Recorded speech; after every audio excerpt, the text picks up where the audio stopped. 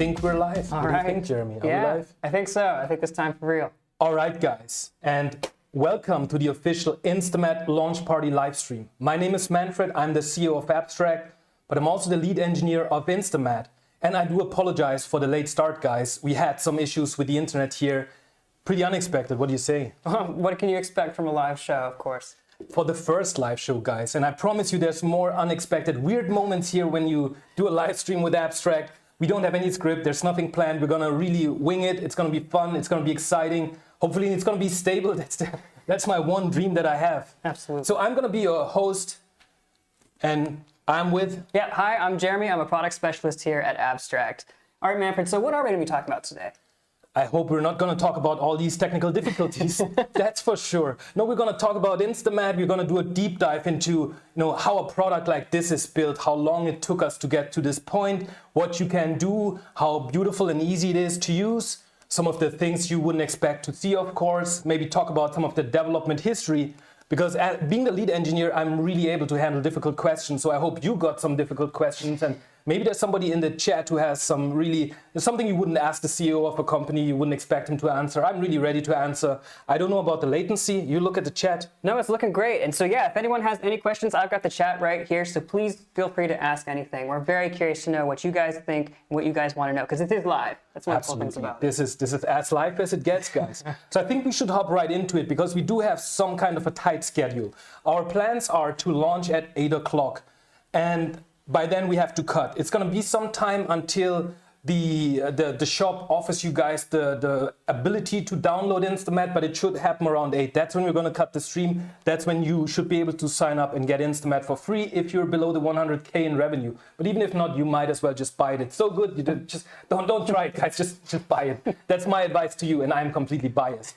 All right, guys, let's hop right into it. And Jeremy, tell me when you see my desktop. Absolutely. Go ahead. And looks like we've got your desktop there. All right, that's fantastic. So I got my secret CEO files right here, but I'm going to open the InstaMAT application. And what I love is just how fast it boots up. This is a MacBook, an M1 Pro, I believe. It's not the newest, it's actually really old, but you saw it just starts up with a snap. And what I love about the InstaMAT user interface, if I zoom in a little bit here for you guys to see it better, is you have access to all the recent projects. And I absolutely love this. When I want to pick up my work again, sometimes I don't want to use just what I had open last time. I want to go back in history and open something that is a bit older, and I really love the convenience here. But it's also great to see new educational content, or the ability to open the community and hop right in. And if you don't know that there's a live stream, you could even click right into the live stream here. Absolutely, especially because this isn't the only live stream we're going to do, right? Yeah, I hope so. Let's see what people think. All right, guys. So I don't want to take too much of your time just on the welcome screen, but maybe instead talk more about the things that you can do. So here's some project types of things you can do, where each project type might normally need you to use a different application or switch between applications if you want to go from building a material to using that material to texture something. So layering is basically asset texturing, but we're trying to make it more scalable. So instead of going from asset and retexturing an asset to the next one, imagine you do like a barrel. Like every game needs barrels that are explosives or whatever. Normally people texture those every time over and over again. But with InstaMAT, we want to make it in a way that you can go from texturing just one object to like texturing a class of assets and just apply your texturing project. So I really love this. But I also love material layering. I think I love everything, to be honest. Of course. Material layering takes those creative concepts where you have a layer-based approach that's very creative, non-technical, not like the node graph workflow, but allows you to create procedural materials without losing any of the procedural properties. Maybe we'll have time to look into this later. Great. Materialized image, it's somewhat underrated in the sense that not many people talk about it, but I do know from prior experience that a lot of studios are using this tech. And the tech is about converting static photos, static images to full-blown PBR materials. A lot of studios actually love it because it's just so fast. And I think what many people don't understand is that studios often, if you don't see it up close, you don't need a hero asset, but a lot of you, and especially senior or more AAA bigger studios are aware, but a smaller indie studio might even, spend days on some asset that you might not see as close. All right then, and the next project type would be the element graph, and that's one of the fundamental building blocks of InstaMAT. It's the graph where you can do everything. The element graph is you can use to create procedural materials, like in all the programs where you connect images to images to images, and that's all you can basically do. In InstaMAT, you can do so much more. You could bring a mesh into the same graph, do procedural geometry, do a UV unwrap, do baking, and then use that stuff for your material. It opens up completely new workflows where instead of having to, again, use 3 or 4 programs to pull it off, you can do it all in InstaMAT. And that allows you to do really wonderful things like changing the procedural input parameter, and instead of scattering bricks, you could be scattering bunnies or something like this. So what I'm seeing here is that all in one application, you have many different approaches to texturing and creating materials. The idea is that you can approach it based on whatever workflow is more compatible with the way that you work, the way that you think. Yeah, absolutely. And I would say it's also all about making things scalable, whether it's, materials, applying them to objects, creating scenes procedurally. It should all be done in a way that you don't have to do stuff over and over again. And the next thing is the NPAS graph. And I do have to ask our moderator, maybe it helps if you stay on the desktop so people can see that camera a bit longer instead of switching too often. Thank you so much. All right, you guys see it's our first live stream, so people need to get used to how to do things so it's not too jarring. But if things move too fast for you guys, or we want to see faster camera changes, you can just ask. Absolutely. Jeremy will forward that request to our moderating team here. For sure. So the element graph, I think it goes so far that we could actually call it a platform, like a graph platform, instead of just, because when people think about graphs, they have somewhere you have sounds that you can connect together, or somewhere you do like in Rhino procedural modeling. But the element graph really combines all of this. And we take it even one step further, and that would be the NPAS element graph, where you can do self-repeating graphs. And it's phenomenal how we implemented this, how easy it is to build a graph that is not executed once, but it keeps executing, and it uses some outputs, feeds them back in as so-called inputs, and then does something else with it, where you can do anything from simulations to ray tracing, anything that would need to do convergence, even a path tracer I can see possible like this. And this is possible with more than just images, right? Of course, everything could be done with meshes as well, or point clouds, or whatever it is that you want to use. And the atom graph is the low-level programming language where if you want to build something that actually touches the pixel data, or maybe many different images at once and samples them all and transforms the raw pixel data in a way that you can't do with all of the things that we ship with InstaMAT, you could even go so far and build it. But you know what? Let's just create an element graph. And we have some templates here, but I'll just create one without any templates just to get started. So what exactly are we looking at here? So what is this exactly? This is InstaMAT, actually, Jeremy. I don't know if... I just meant what kind of UI are we looking at here? Right, guys. Oh, okay. This is InstaMAT. That's the user interface that you see. And one of the key things that we wanted to do was make it really clean and zen-like. I'm an engineer. And when I work in my IDE, I have lines of code, and I don't want to have a lot of other distraction. But when I work as an artist, I often have a lot of distraction on the UI. And so InstaMAT tries to allow for that zen-like working environment where you can really focus on what you're doing. So right here we see InstaMAT. In the middle is the canvas, as you guys can see, where we could create nodes, we could create some content. And on the left-hand side, I have what we call the library pane, where I can have access to the library and I can find some interesting nodes, images, grunges, scatters, really anything you might want to find on here in a library, materials, material effects. But I think mentioning the size of our material library is quite important right now in this build, and this is not the final build. I think we already have close to 1,000 AAA grade materials. We're going to take a look at those later as well, if you remind me, because they're really worth taking a look at. I think it's a key component of what's going to make InstaMAT great. Yeah. And then I can click this button up here. I get my package navigator, and the package navigator is pretty nice, right? Because when you work in like a movie editing software and I want to send you my project, it's always annoying, right? Right. Because we have to send not just the file, the project file, I have to find all the resources and then send them to you as well. Otherwise you can't open the project. You'll get just unlinked media stuff. Exactly. Right, so and we tried to solve this with a package. So I could drop all my asset files into this package that I'm using, and I can just send the package to Jeremy, and then he'll be able to simply open it.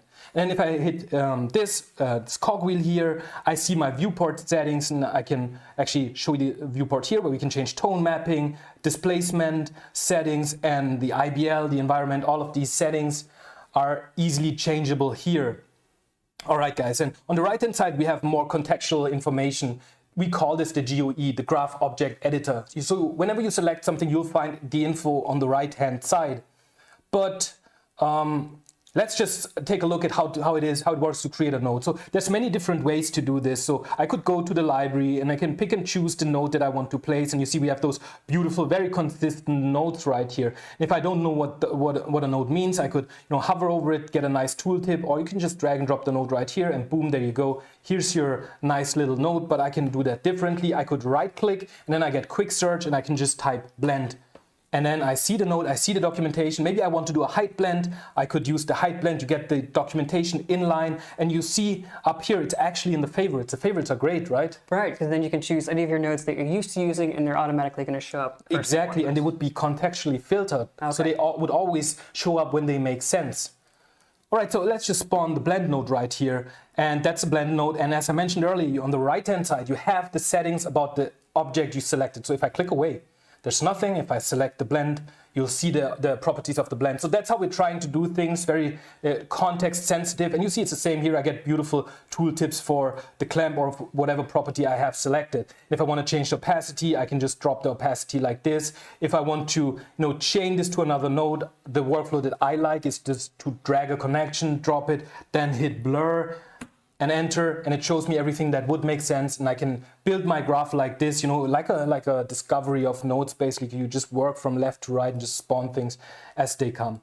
All right, that's how easy it is to place nodes and do things, but I do want to show you guys how the blend node was actually built, because the blend node is this fundamental piece of a image processing software where you might think, okay, that thing needs to be hard-coded. It's so elemental to what you're doing here, but it's actually not. If I double-click the blend node, you'll see up here, based on the icon, you can recognize that this is an atom graph. So now we're in an atom graph, and it almost looks like the element graph. And if you guys are familiar with shading graphs or expression-based graphs like Material X, you'll be at home immediately. But there's a nice little thing you can do with the atom graph that pulls it more into the direction of a general purpose programming language where you have branches, loops, and all of that stuff. So if I zoom closer, you can see that the blend node actually has some settings here where it takes a branch depending on how it's configured. So if it's true, this condition is true, we take this upper path, and if it's false, it takes the lower path. So you do have your inputs like you have in a regular expression-based graph, of course, but you also have this white line at the top that controls how the graph flows, and you can do a lot of awesome things with it, with branches, switches, loops. You can really build super complex things from ray tracing to scatters. It really allows you to build a super complex node, and as you can see, we make heavy use of this stuff. So I just wanted to emphasize, so what we're looking at here is an atom graph, right? Exactly. And so you can put multiple atoms basically together to get an element, and that's where the element graph comes in, right? Indeed. Once you take an atom graph and you would place it here into the element graph, it becomes an element, because then it's being connected to other things. And I do want to show you something else that I love. So I could, for instance, just right-click and type mesh render and spawn it like this. Or I could bring in a mesh into my graph where I have some images that I'm connecting together. So it's generating previews really fast. So I bring in that InstaMAT icon, I draw a line, and you see it already filters here in my favorites. So you see that the favorites are now contextual to what I'm dragging here. So now I see very different nodes that we just saw earlier when I was working based on the image-based workflow. So I can do things like spawn the mesh render. Again, it filters what makes sense, and there you go. So now you have a full-blown PBR renderer here in the graph that you can use, and you see it's super zippy. I can just assign some base color here, and we'll see the base color. You can even drag in your own IBL and connect it to this node. It's a full-blown PBR renderer. You can even have dynamic lights, but what I want to show you is how this was actually built. So if I double-click this node, we're going to open it. This, you can see it again, based on the icon. This is still an element graph. You see we have multiple points that we connect together here on the icon. And there's a lot of stuff going on here. We create depth maps. We convolute the IBL here for that the user might feed into this graph. And that's what I love about InstaMAT. We don't cheat. We try to do as much as we possibly can in the graph. So it's added value for the material artist or for the pipeline creator.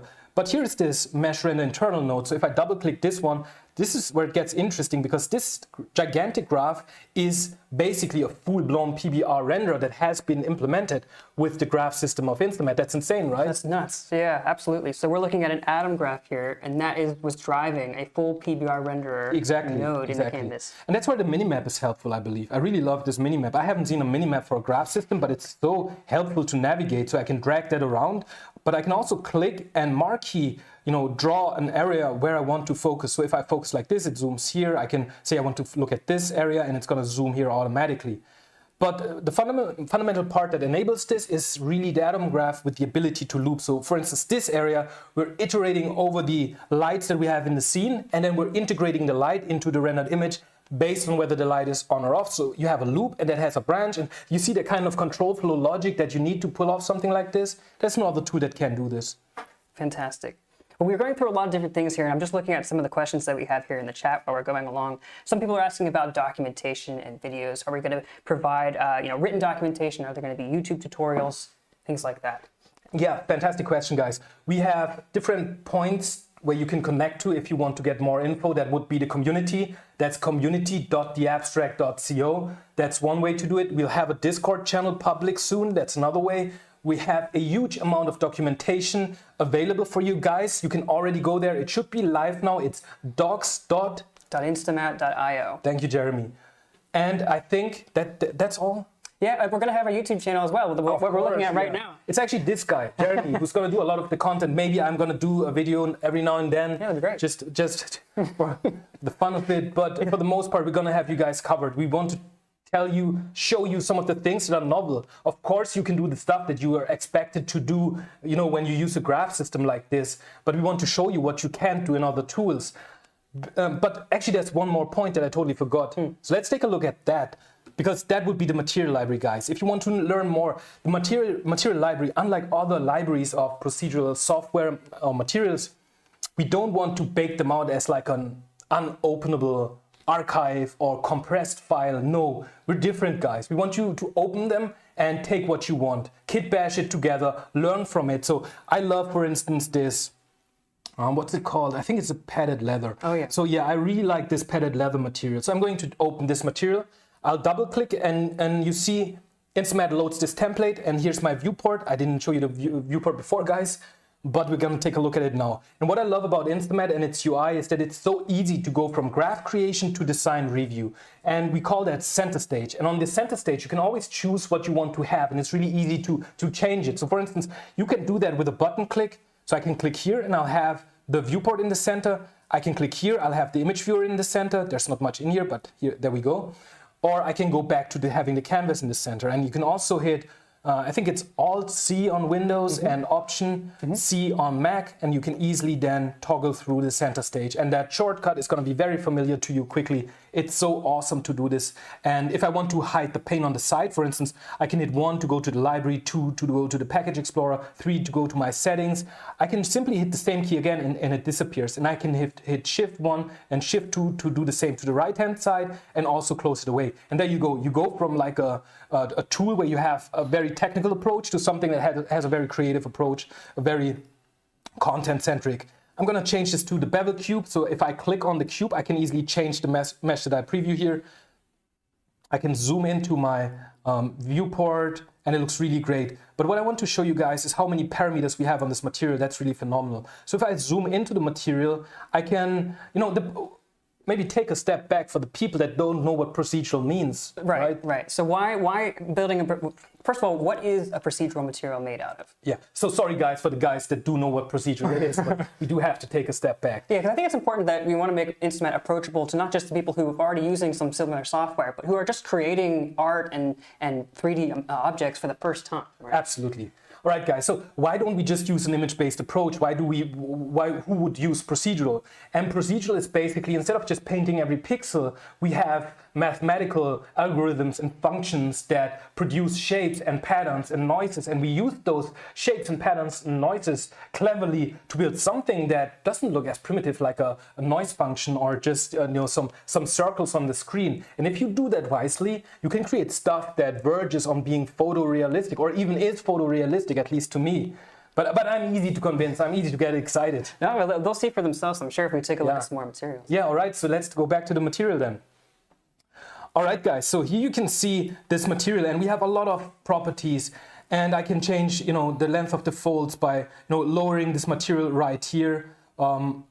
and the fold length or increasing it. I can also change the available RAM I have or the rendering resolution up here. It's very easy to do. We can control the seam lines, so you see they're more visible, less visible. We can change the color like this, make it more blue. We can bleach the sofa if we would want to, or make it more worn so the leather looks more worn out. But I also love how much attention the artist put on, the button configuration. So we can go from a rhombus to a star for some very fancy couch, or we can use a box button, or you could even, use the custom button here, and then you could pass in your own image. So I'll make it a bit bigger.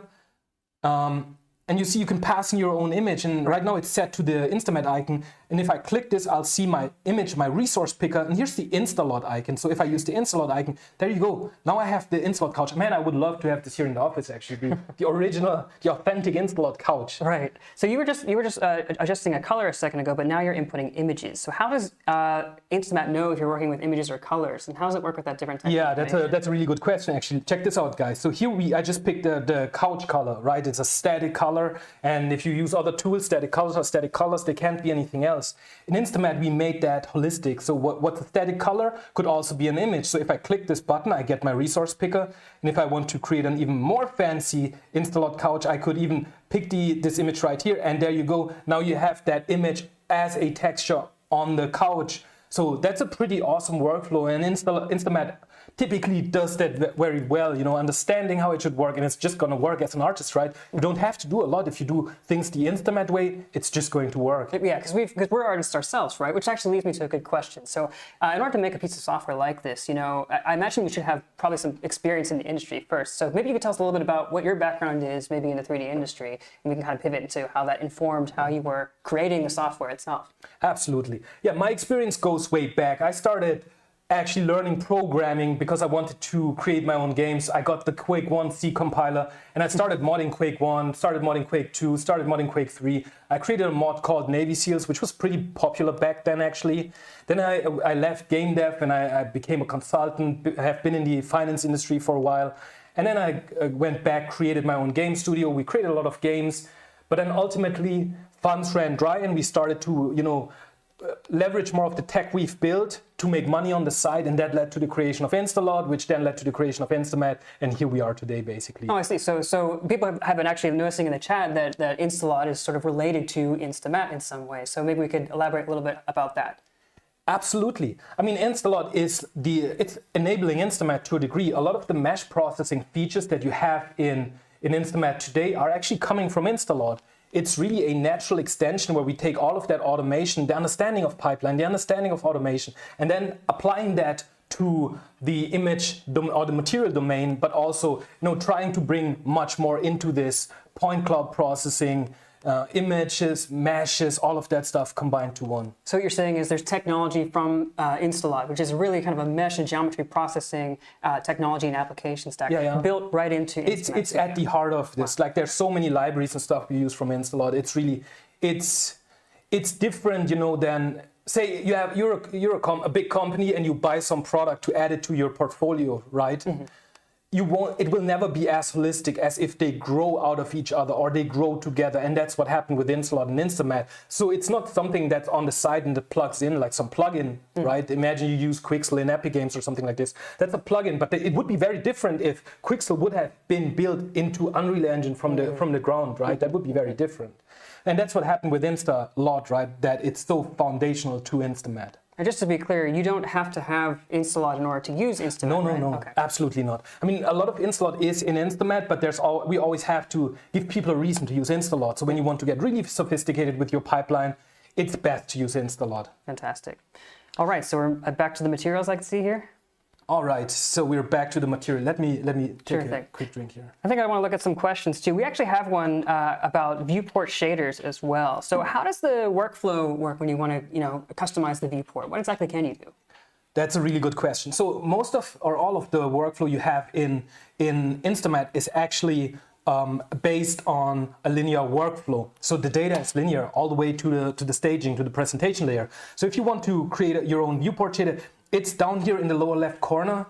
In this build, it's not the final build, so strings are not translated, but in theory, you could actually then easily modify the viewport shader and write your own GLSL code to basically, like you see here, that now this gets very technical. You have some piece of GLSL code that would then be applied when you render the light on the cube, and you could do tone mapping from the linear data in any way that you would want to do. You could even apply the tone map here, and then you could disable the tone map operator that we have and switch to linear, and then you can basically directly convert your data to the presentation color space. Wow, so you really do have total control on the way that the viewport interprets that linear data. Absolutely, yeah. And it even extends to things like the canvas. So you can even change not just the tone map operator in the viewport, you can even change the tone map operator in the canvas data. So all of your previews will then be, for instance, ACES or Reinhardt. So you really know how the data looks like. Right now you can't write a viewport shader for the canvas, but if people want to see it,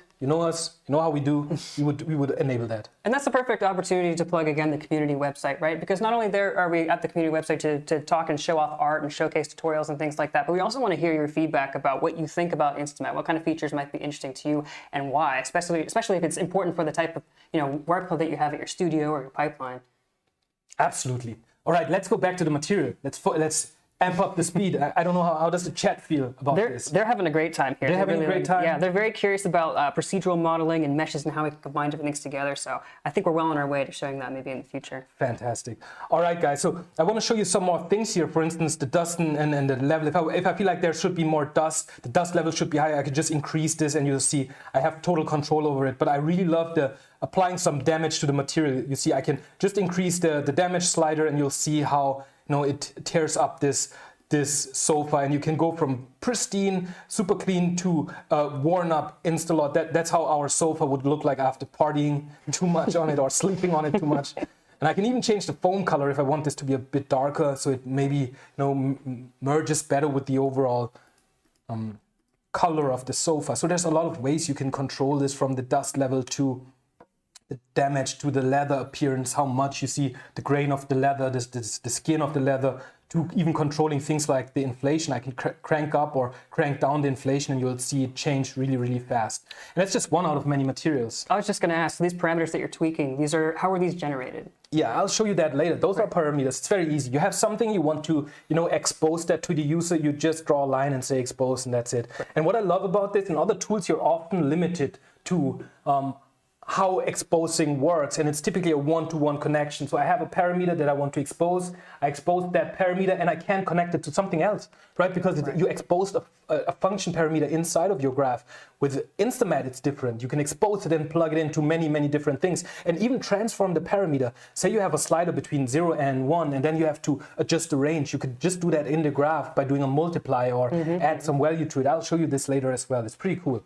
In any case, so let's try another material. I really love this dirt road material. If I double click this, you'll see this beautiful material. And I really love this because it shows, how the wide range of what a material could be. So I go to the viewport settings and then I'm going to crank up the displacement a bit. You see, it's so easy to do this. I can just go to the viewport settings. There's no loading a shader, changing something. If I want to use parallax occlusion mapping instead, I can just click the mode, choose POM, and there you go. You have parallax occlusion mapping, which is more of the displacement used in real time, and I think vertex displacement is more what you would use in VFX, because most people don't know. I think the guys that do beauty shots, they know. If you want to do a beauty shot that's ray traced, you have to have an absurd level of tessellation so it looks good, otherwise you get these distortion. Right. So, and you can see that here, you can crank up the displacement of the mesh you've loaded into your viewport really easily.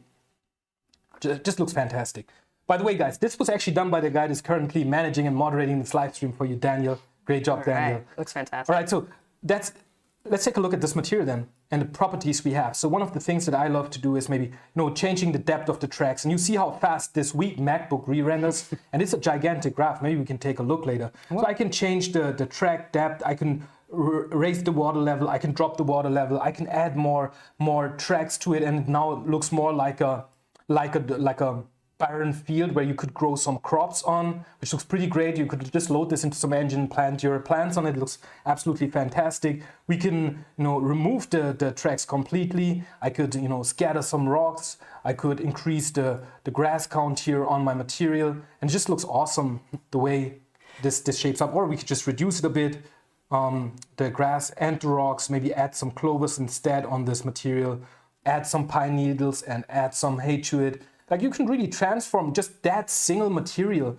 But the important part is it's not just this material that has this kind of depth.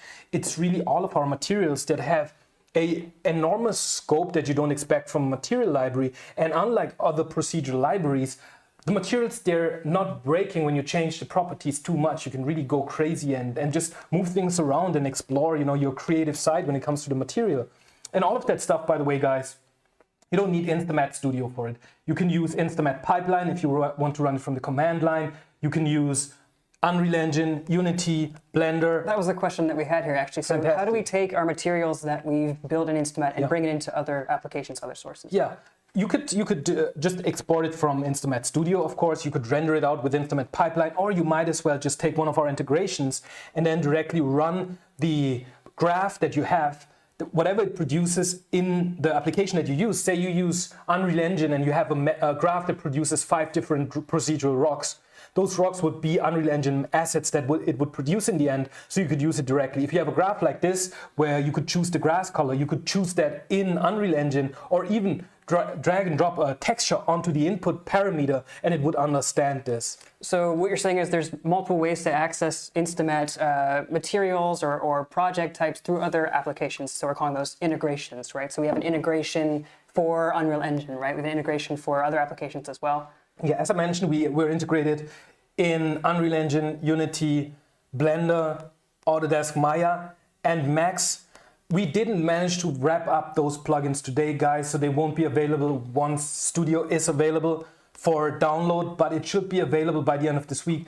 This live stream was quite disruptive to us, so we didn't really get things done. This is really live, guys. It's nothing is scripted. And there's a price to pay for it, and that price is that the integrations didn't make the cut today, but we'll have them tomorrow or on Friday, hopefully. If not then next week, hopefully. But let's go back to the material then. Sure. All right, so I made this very dry soil here to something that's very wet and flushed with water. So let's just take a look at a few more materials. I love this one as well, sidewalk tiles, because that one really shows. It really shows how far you can go with procedural techniques, right? If you look at this, it just looks so awesome, the patterns on the stonework here. And you know, you can render this out at a high resolution. You could render this out at 4K.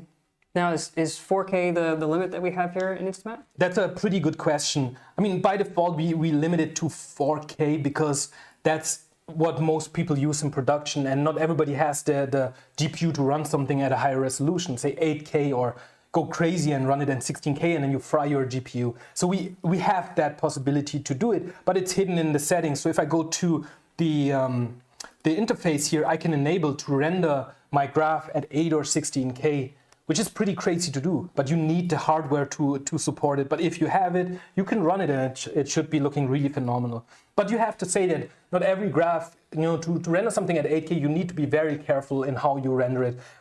That's something we're gonna make sure that our library is always, you know, up to date with what people can run and render. But look at this, it looks beautiful at 4K. And if I want to lower the resolution, I just click here, change my execution resolution, and I can go down to 1K. The graph renders everything again, and I think it already rendered so fast I didn't even see it rendering. Pretty crazy. So I can go to 2K. I prefer 2K as a working resolution. Which one do you use? No, I use 2K all the time. It's a good balance between speed and quality.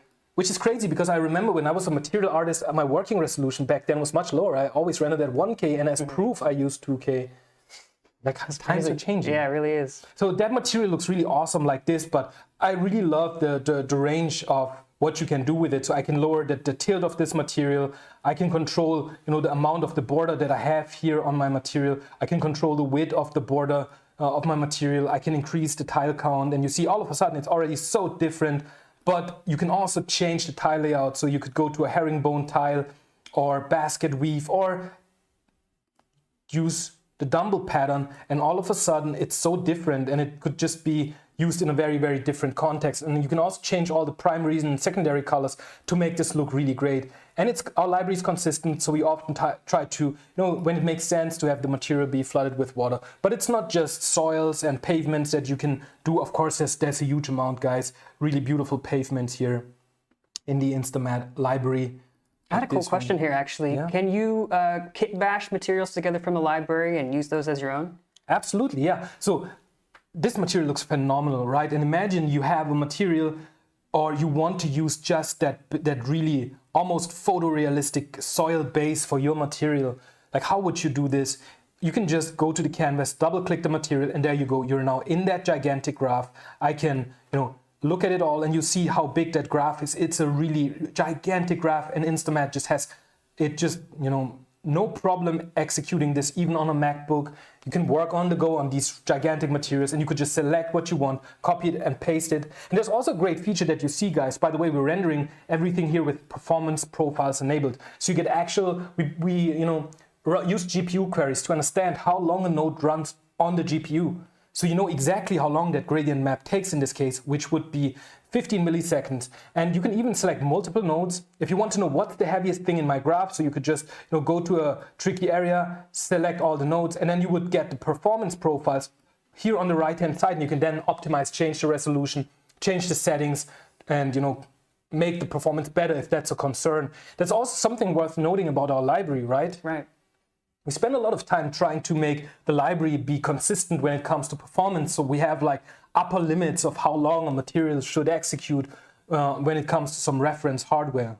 Yeah, and just because there's something about the documentation I think you kind of alluded to as well. We wanted to make all our materials in the library accessible for everyone to learn from. So if there's a technique on how to build something in particular that you can find in one of our materials that we have, all you have to do is just dive into the graph to figure out how it's made, and then you can work on that certain technique yourself.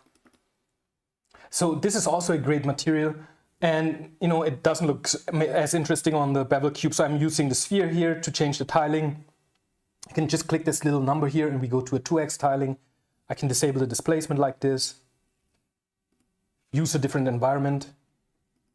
So you can really understand how the material looks and quickly go from a cube, a plane to a sphere, change the tiling, and really understand how it looks like. And also something I love is that you have most of the shortcuts are also context sensitive, and they're applicable in different contexts. So I can hit F to focus in my viewport. I can do the same in the canvas. I can do the same in the image viewer. What's also great is this function here. If you just hit that button, we're going to copy the image that you currently have in the viewport to the clipboard, and then you can open something like Affinity, where you can then just paste in the image, and it would just become immediately available. And that's great if you have a team that works in, I don't know what Affinity is doing here, but there you go. I just pasted my image into this. I don't know why this is completely overblown, but you can see that I can just paste in my image. If Affinity would be working, we would have a beautifully watermarked image here. Let's drag that over like this. There you go.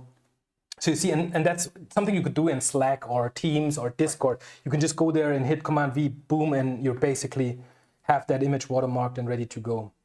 So I'll exit Affinity.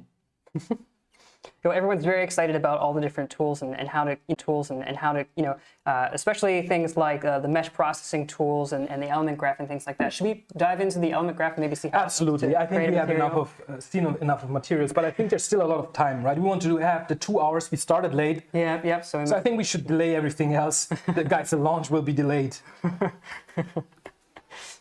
It's an emergency. All right, so I'm going to create a new graph again, an element graph. Maybe you should take a look at how to build some trivial material or something like this. I think good. Maybe we could do something like, you saw some examples of some brick materials or some pavement materials. Should we try and maybe recreate one of those? Yeah, I think that's always a good way to demo things. It's very understandable. All right, so I'm going to start with some kind of a brick generator. Let's do some stylized pavement. That's always a really good thing to start with. And you see right now here we have a color output on this brick generator, and I can switch that to grayscale. Now it's grayscale, and I can then just start constructing my graph like this. I can bring my viewport here on the side so it's ready to go. I can change my IBL again to a bit brighter. I don't want to be working in a studio environment at this time of the day, so I'm going to use this blue sky environment, and I can start with my brick generator. And then you might wonder, okay, how can we see that in the viewport then? So one way would be to start and create a normal map. So I'm just typing height to normal, get the beautiful preview here in quick search, and there you go. Here's my normal map. And then to see it on the cube, there's a couple of different ways to do it. I'm going to show you a few of those. One way would be to right click and then just preview this image output here as a normal tangent space like this, and there you see we have it on the cube. That's one way to do it. Another way would be to draw a connection here, and then it offers me, InstaMAT offers me to expose this as a graph output. And what's awesome is you can also, you don't have to use this name. I could call this normal world, and now you see it would recommend me to expose it as normal world. So that's what I love about quick search. It's really, really intuitive. And once I expose it, I get my graph output. So the graph output is what you would get if you would use this graph in another graph, or that's the stuff you would get when you would render it out or use it in an integration. And we have a question about these outputs. Are we limited to the type of outputs we can create, or are we stuck to particular PBR values? No, you're absolutely free to output anything you want. There's really no restriction. InstaMAT is context sensitive even in the viewport, so you can output something as base color, and the viewport would understand that you're outputting as base color. You can output a normal map, and it would understand that you're outputting a normal map. And we want to continue building on these semantics here. So I'm just going to remove the output. I could just delete by clicking the trash can here, or I just select it and then hit delete and it's gone. One way of working that I personally like to do is to right click, and then I'll create a node that's called Material Make. And Material Make provides a lot of different outputs for me. So when I have something new like the normal map, I'll just feed it in. And to see that on the cube, I can just right click here and choose preview as 3D material.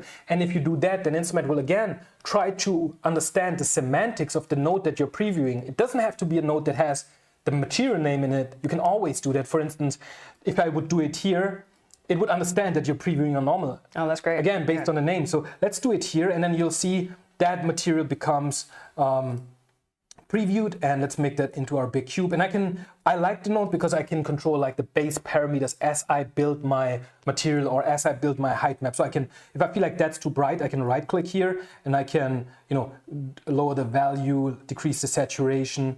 That's the color picker, by the way. Right click to spawn it.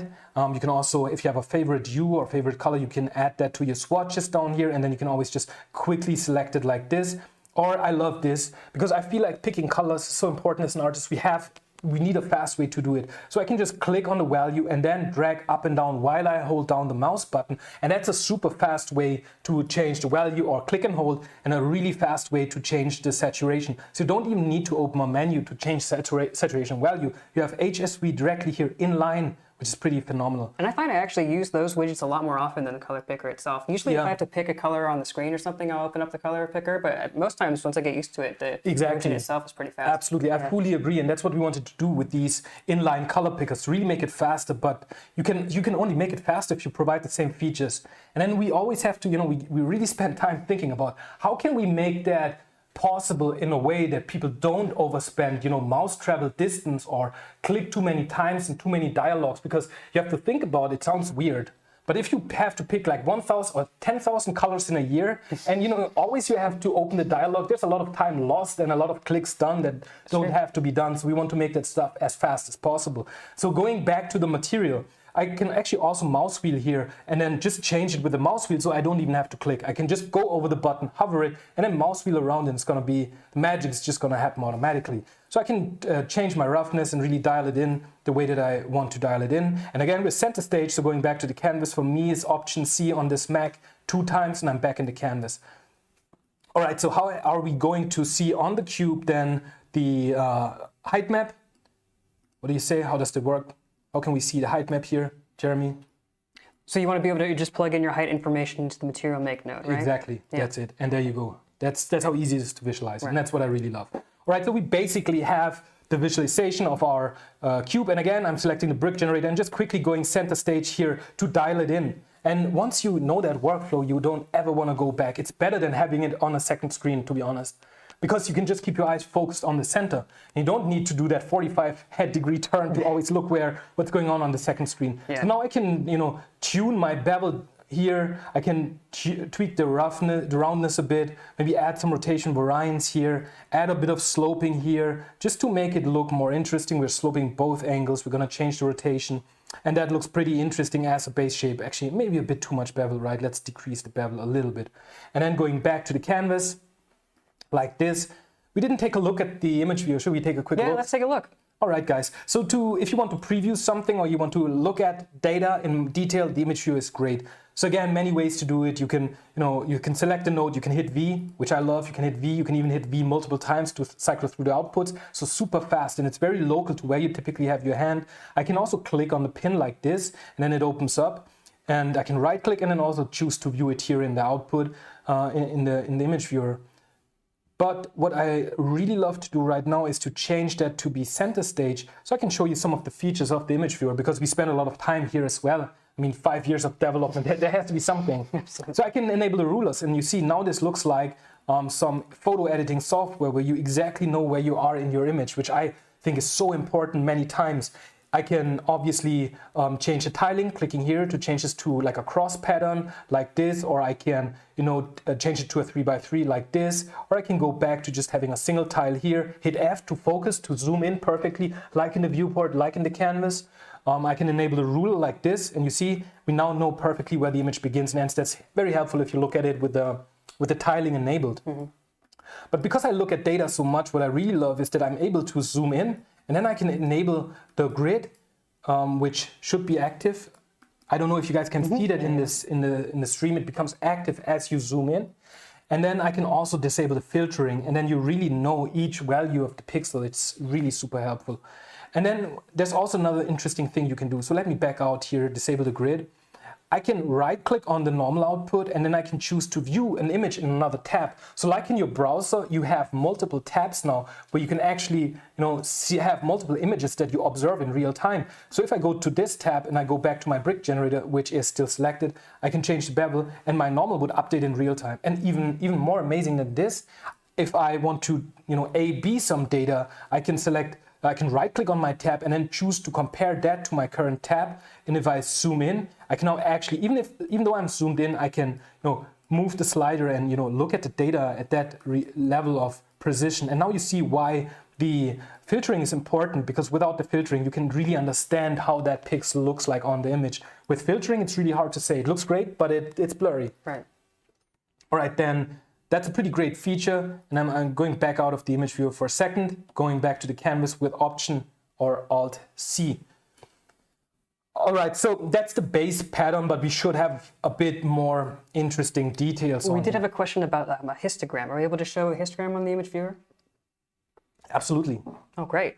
I know that's really helpful when balancing height information as well, so a lot of times it's used. Oh, that's a good point, yeah. So if I view this image here, I can just enable the histogram, and then now you see where most of the stuff, it's a very flat normal map, and you see it here. You can even enable or disable the tone map operator if you would want to see the image without any tone map. That's linear data, so we don't have a tone map here, but you can easily do it. All right, I think what we should do here with the base shapes is make them more interesting. There's a lot of ways to do it using warps and blurs and different types of these image processing features. One popular way to break the shape is to use what's called a slope blur. So I'm going to drag a line and I'm going to just type slope, and I get a lot of different slope features here, and I want to use the slope blur. And by the way, guys, this ribbon here on the top right means you can use both color data as input or grayscale data as inputs for this node, and it automatically knows what you're using, and it's automatically going to adapt to that. And if you use InstaMAT, trust me guys, you're not gonna think about, is that color, is that grayscale, right? I had to think about that all the time with some other tools. So it's automatically going to know, as you saw right there with quick search, it brought in the grayscale equivalents, right? Really amazing. But I guess there's no equivalent, right? It's all one node. It's just able to switch between grayscale or color. Absolutely. Okay. All right, guys. So there's the slope blur node. We do have some default Perlin noise as an image attached here, but I do want to use a different noise function. So I'm dragging out a connection, dropping it here, and then I'm going to type turbulent Perlin noise. I really love this noise. It's super versatile. And then here we get the result. You can see that looks pretty interesting. And to see that on the cube, I could now, obviously I could drag a connection to this guy and then to this guy and plug it in. But in InstaMAT, you can also relocate connections. So I'm just going to hit Control or Command and just pipe those things over here, and it's going to connect automatically. And now we see how that slope blur looks like, right? It already looks pretty interesting, but that's way too much for me. So I'm going to change my mode to average here. And I'm going to maybe decrease the intensity a bit, just so we have a bit more, just a bit of that irregular pattern on the pavement here, and not so intense. And you see, guys, that's why center stage is so awesome. You can always go between design review and creation of the content very, very easily. So we have our material done like this. I think what's next is to What should we add here? What do you think? Well, I've got a question here about hotkeys in terms of navigation in InstaMAT. So a lot of questions about, I'm familiar with one workflow or another, can we adjust the hotkeys that we're using, say, for example, in the viewport or working in the canvas? How does that work exactly? And then also, I think we can talk about some hotkeys in the canvas using nodes as well.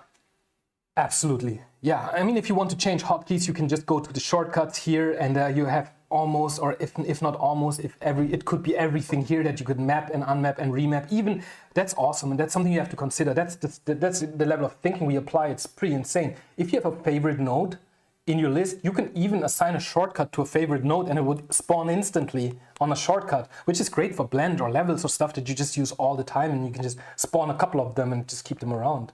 So you are able to adjust the short keys based on your preferences. You don't have to stick with the defaults. No, not at all. You can, if you want to have, rotating the center stage on another button, then you can just remap that key and it would work. Great. Well, awesome. Let's go and see if we can add some more detail to the material. Yeah. So what should we add here? Well, I think not all materials are perfect. So why don't we try and add some cracks or some kind of like more micro detailing to it? Absolutely. Let's add some cracks. Let's get cracking with the cracks. Here we go. So I'm going to right click here to bring up quick search, and I'm just going to type cracks to see what we have. And you see we have a lot of different nodes here, something for meshes, organic cracks, structured cracks, Voronoi crack, base cracks. I love the cracks organic. I mean, almost every senior artist knows how to do cracks, right, but they always only go so far. But I feel like cracks are something where you can never spend enough time on. So we really wanted to make those great. So let's take a look at just that cracks node here. So I'm clicking the pin to see the output. I'm going to center stage my image viewer so you guys can get a better view of what we have here. So that's our default crack settings here, where you can change the size of the cracks. You can change the width of the cracks. You can make it very stylized and big, or you can make it very fine and more photorealistic. You can control the smoothness of the cracks. You can control the disorder of the cracks. And also, if you change the setting and you don't know if you change the setting, that happens to me often, I always look to if there's an arrow. That's a good indicator. So if you change something and you want to go back to the default, you can just hit that little arrow and you go back to the defaults.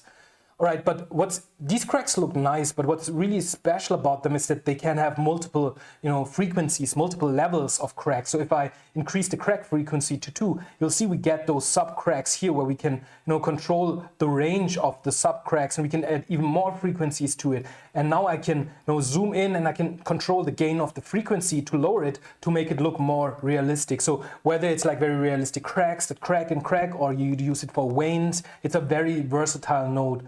All right, guys, then going back to the canvas again, that's actually not, that's way too much for a stylized crack material, but let's just apply it and then we can see how it goes. Right. All right, Jeremy, just a quick check to see if you know your stuff. How do we get this onto the material? Okay, so I know that we're working with grayscale information, and usually this grayscale information equates to the height channel. So what I need to do is be able to take this information and probably subtract it from the surface of the bricks. Exactly. So we want to. So we're gonna blend this together, right? Exactly. So I'm going to spawn a blend node here, and by default it's plugged into the foreground, and then I'm going to plug my slope blur into the background.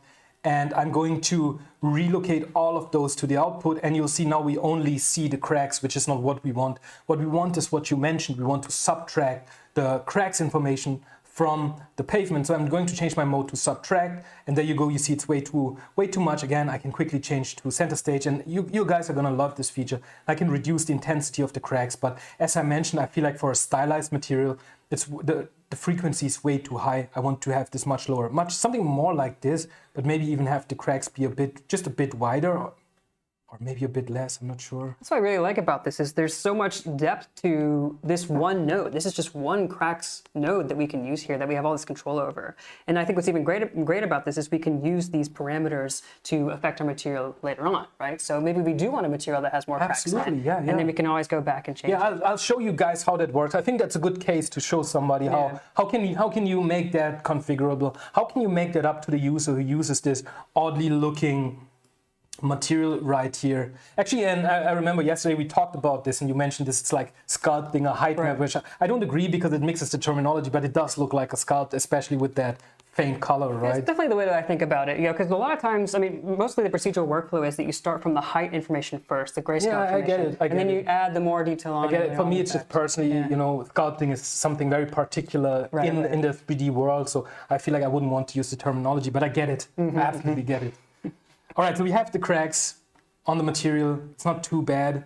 I think what we could do is maybe I think we could create a bit of color here, right? That's maybe what. I was going to say it's a stylized material, right? So it's going to have a lot of more accentuated features around the edges. Yes, I agree. So let's add some color. There's many ways to do it, but the most popular way to do this as an artist would be to, use a gradient map, and a gradient map is basically when you map one color to the black point, another one to the white point, and then you have a lot of colors in between. And that's what you can see right here. So here you can see our gradient editor, where we map red to black and blue to the white point. You can delete the point in the middle. You see how it changes immediately. I can select my point, and again, I have the same color picker, but if I want to, I can also double click to change the value, or I can pick many values at once, a whole ramp. I could pick a ramp from the screen based on some reference photo. So you can pick gradients from the screen using a color picker. Yeah. That's great. A whole ramp, not just a single value. I think that's important. Yeah. All right. So as the black point, I want to use a pretty dark blue, and then on the light side, let's pick something that's a bit brighter and just see how that goes. So that's my color map. It's really, really basic, guys. There's much more you could do. And then I'll just plug that in here and you'll see how it looks. You see, that's what's great about this workflow, is that it's so easy to, create content and modify content and just turn it into something that you do like. So we're going to pick some color here for the black point that looks reasonable. And then I think that could be okay. Maybe change the white point. I think this brings up a really good point. We had some questions about, gradient map nodes and maybe nodes that they're familiar in other applications like Substance Designer. What do you think? Do you think someone from Substance Designer, for example, would be very comfortable jumping right into InstaMAT? Absolutely, I think so. I mean, we often try to give nodes a name that makes sense in the bigger context to be consistent. So not every node has the same name, but once you understand the name, you'll be able to memorize and use it all the time. There's a lot of nodes like scatter nodes, guided scatter, guided blurs, where you'll be instantly familiar, but you're going to appreciate the added value of there being a huge focus on consistency, right? If you know one scatter, you're going to know all of them in the InstaMAT world. So that applies to more than just working with images, right? So we have a guided kind of scatter for meshes as well, or a scatter that distributes meshes. Indeed, where we try to make everything consistent. Yeah. So we have our color information here on it, and there's more we could do, but let's take a look at the clock. We're 1 hour in. Wow. I think we should just maybe keep it that simple here, if this material, not add too much more.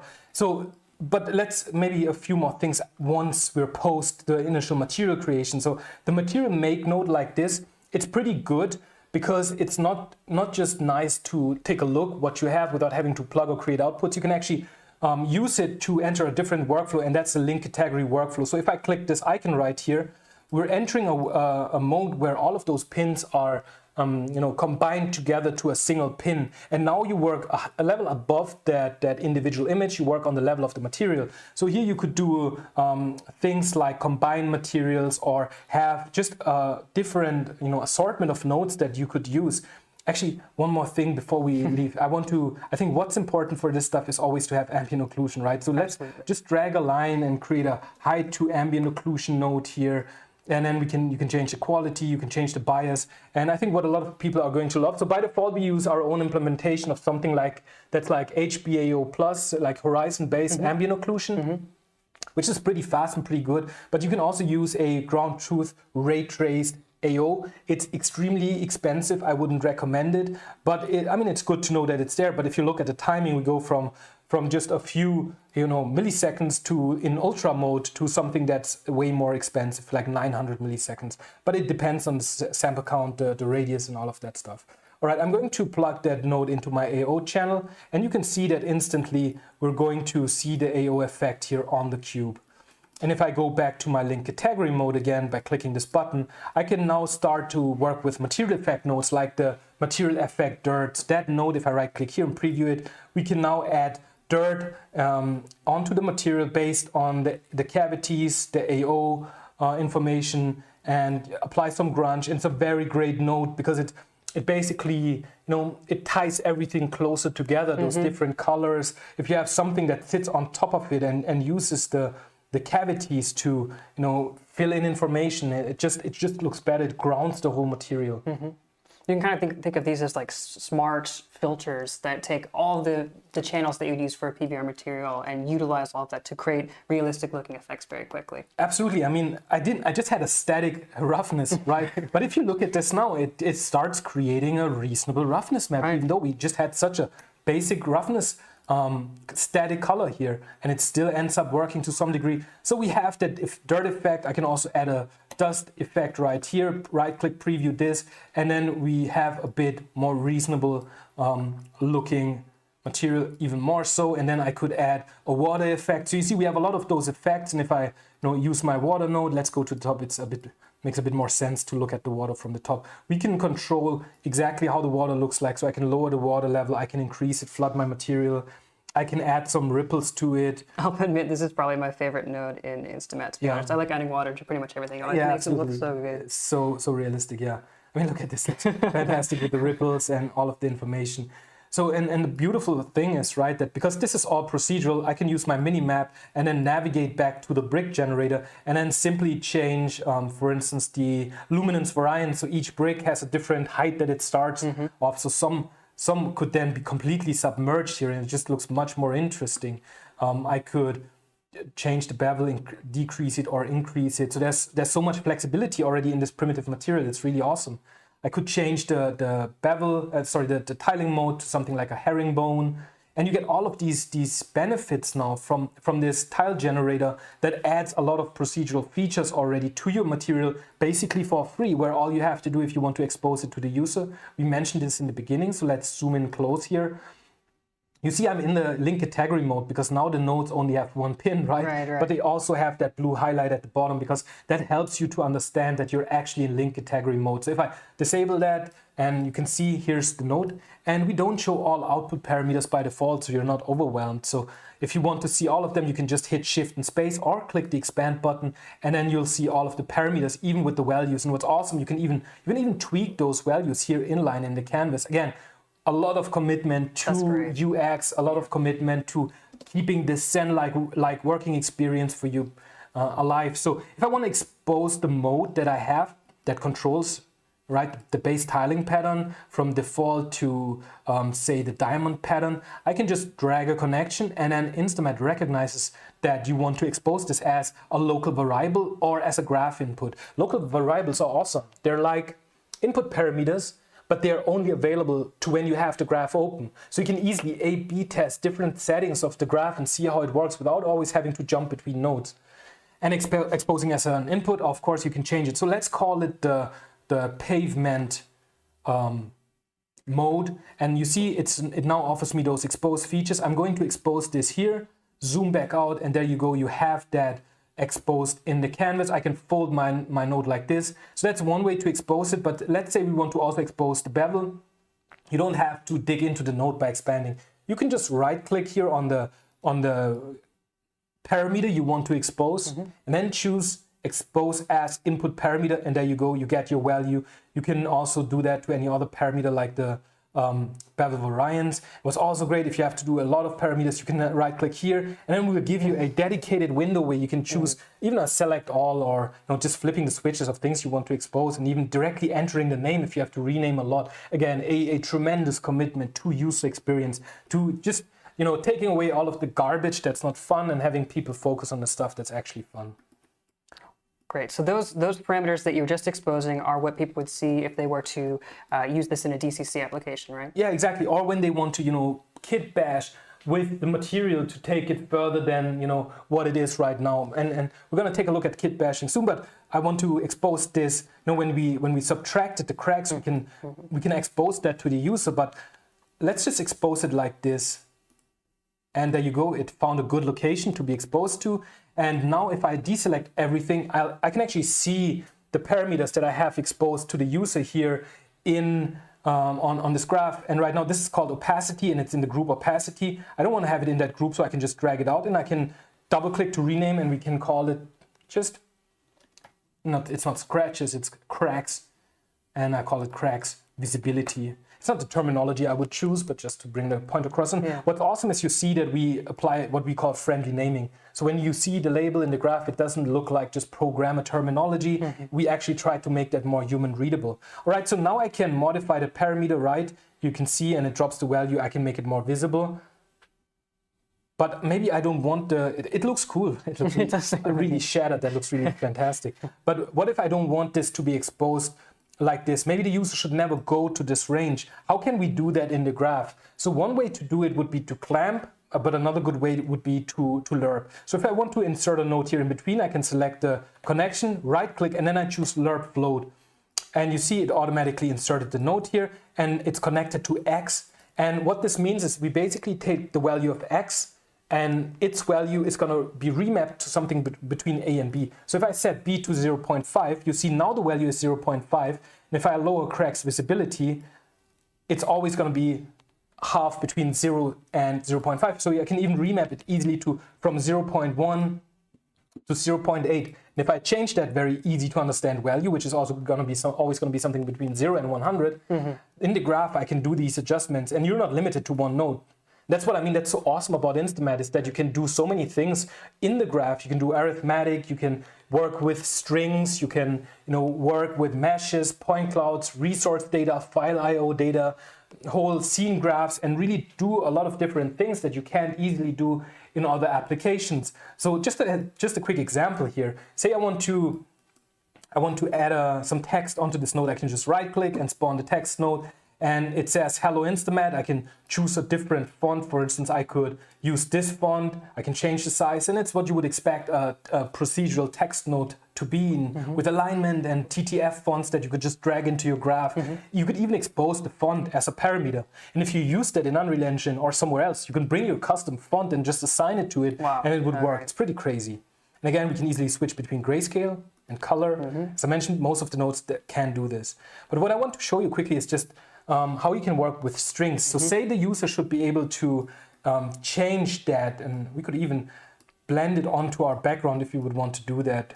So I can take that gradient map output, and I'm going to use it as the background, and I'm going to plug it in like this so we can see it here on the cube just for the sake of it.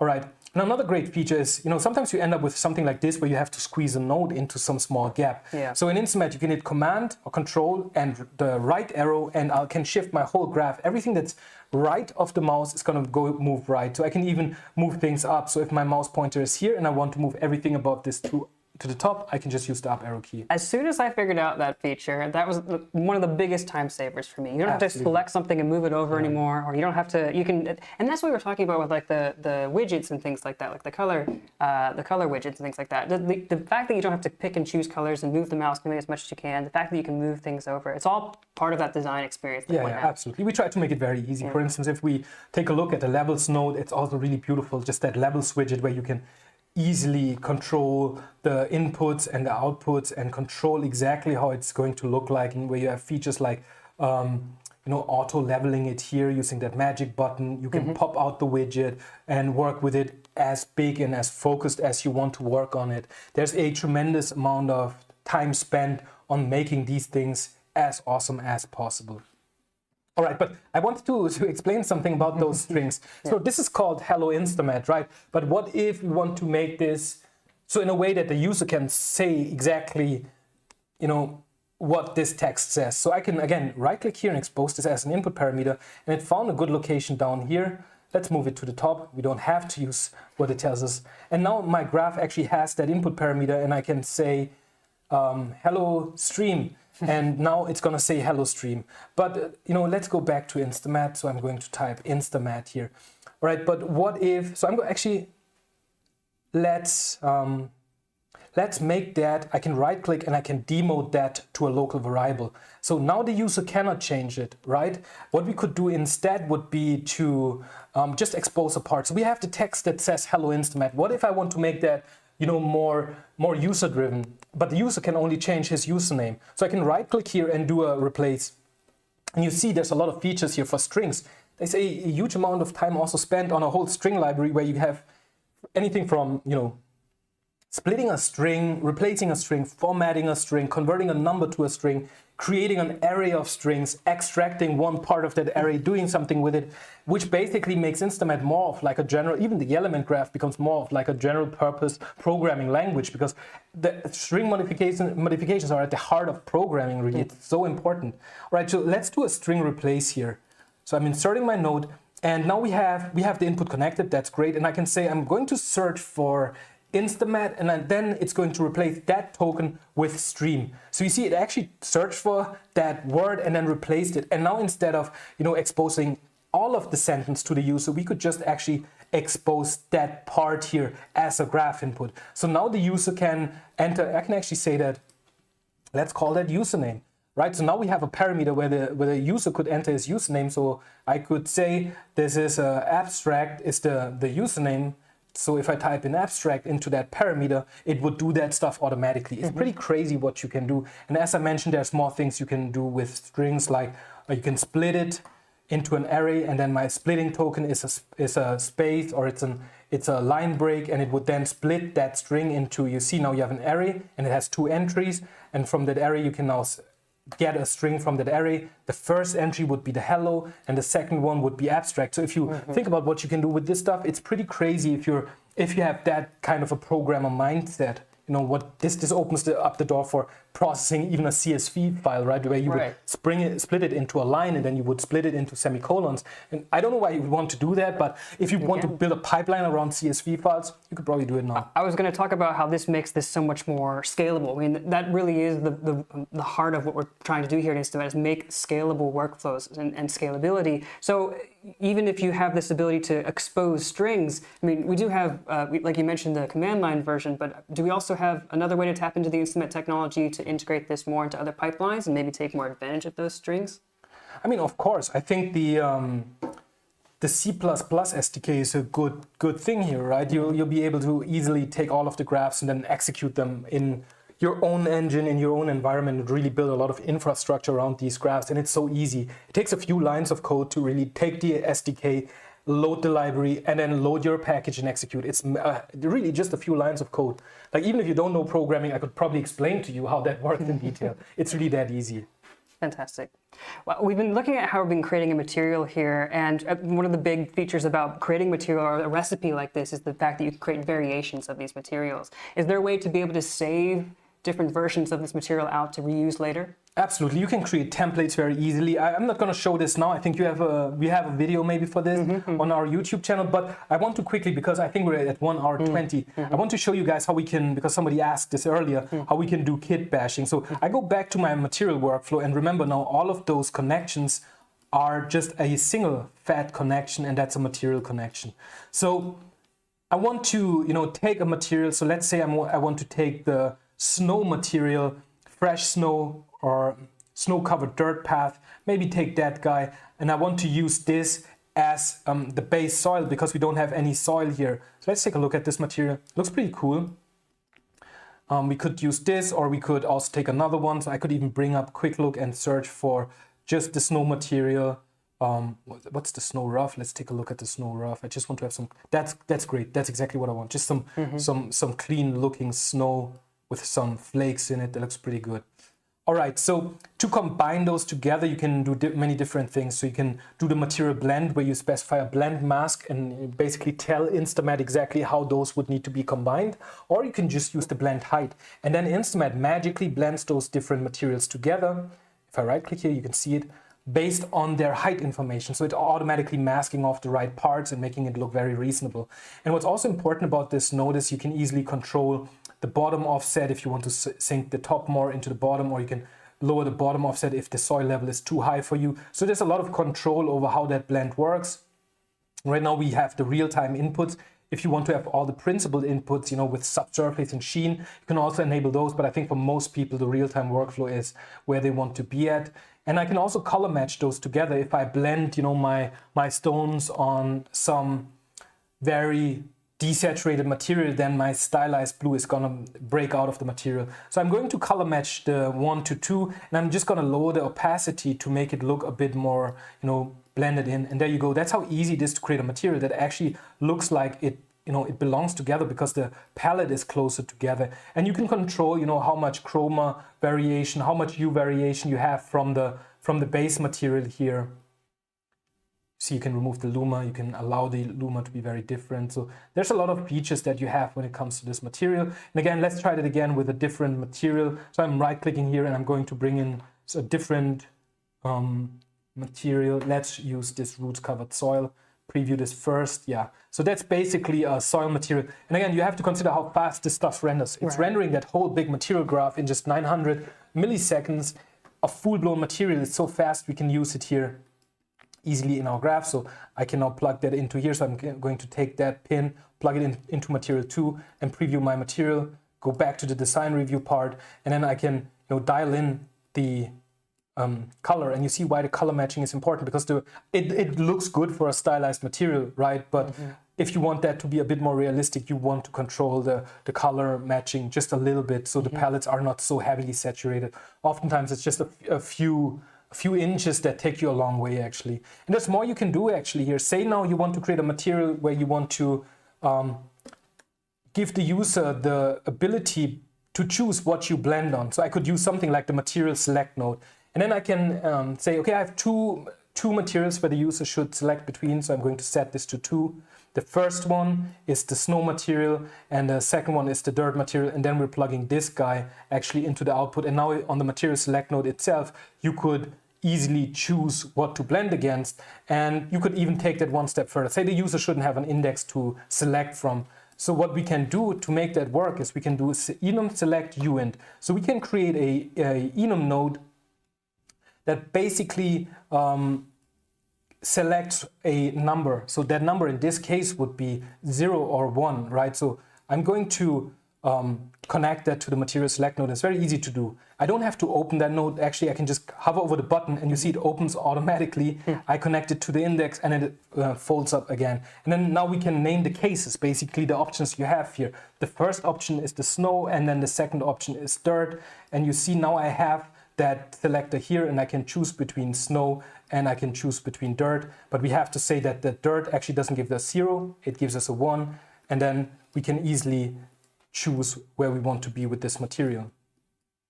So I'm not sure why it's not selecting the right value here. We should be on the 0 and the 1. Did I connect the wrong things? That should be good. It worked individually. That's interesting. I'll have to look at that. But yeah, I'm gonna take a step back here for a second as well. Oh, did you see what it was? I'm not sure. I want to take a step back here because just reading some of the chat, so a lot of people are thinking that they need to be pretty programmer savvy in order to use InstaMAT here. But I think we should stress that InstaMAT's designed to be used from a broad range of people who are familiar with programming or artists that don't know much about programming. You can, if you have the know-how to work with nodes and the skills to work with nodes, you can certainly dive in deep to the canvas, to the element graph if you want to. But we also want to make material creation a very approachable process for people who don't use nodes as well. And that's where a lot of the other project types come into play, like material layering or layering in general as well. Absolutely. I think we should pivot. But I mean, the thing not working, I don't know why it is. This is not a final build. So that's the thing. This wasn't tested. This is a live demo, so things can go wrong. This should have worked. So we could then have an enum where the user could easily switch between what they want to see. All right, but let's just expose it as an integer then, right? So we have that here. Oh, it didn't work. Now I know why it didn't work, because the index doesn't start at 0, it starts at 1 and 2. Okay. So let's try it again. Let's do the enum select one final time and see if that works. Then that would be great. So we call that snow and we call the second option dirt, and then the numbers are not 0 and 1. They're actually 1 and 2 for the materials that you want to select, which does make sense. Because you have material 1 and the next one would be material 2. It's not material 0 and material 1. So now we have this and we can change the selector and it works. And I can choose to expose the case now as the soil material as an input graph. Right, and you know what, let's just wrap this up. I'm going to expose those output parameters: base color, normal, roughness, metalness, AO, and the height information like this. We get all of our outputs at once. I can double click to rename this to my stylized pavement, save it like this on the desktop as demo. And if I go back to my package, if I create a new, you see my material is here now. If I select it, you'll see it here, preview being generated. I can create a new graph, and I can create one without a template. Right click here, and if I type stylized pavement, there you go, there's that material. So that's how you can take that more complicated, technical artist workflow and make it available to users that are less technical, that are more concerned about the art side of things. And here you have the same flexibility now. All those parameters that I have here exposed, I can change. For instance, I can change it to Jeremy, and it'll just then be hello Jeremy. I can change my base pattern to be the dumble pavement, and I can change my base soil to be snow. And you see, that's how fast and how easy it is to create something like this. And we can control all of those different parameters very, very easily. And this graph like this, you can now use anywhere. You can use it in Unreal Engine, Unity, Blender. So once you create those graphs, they're like really versatile tools. So for instance, if I lower the resolution to say 512, we're rendering this at a 512 resolution, really low res, but I can also go all the way up to 4K, or as we discussed earlier, 8K, 16K, and really take it much further. That still blows my mind that we can render these materials at 16K as quickly as we can. Yeah.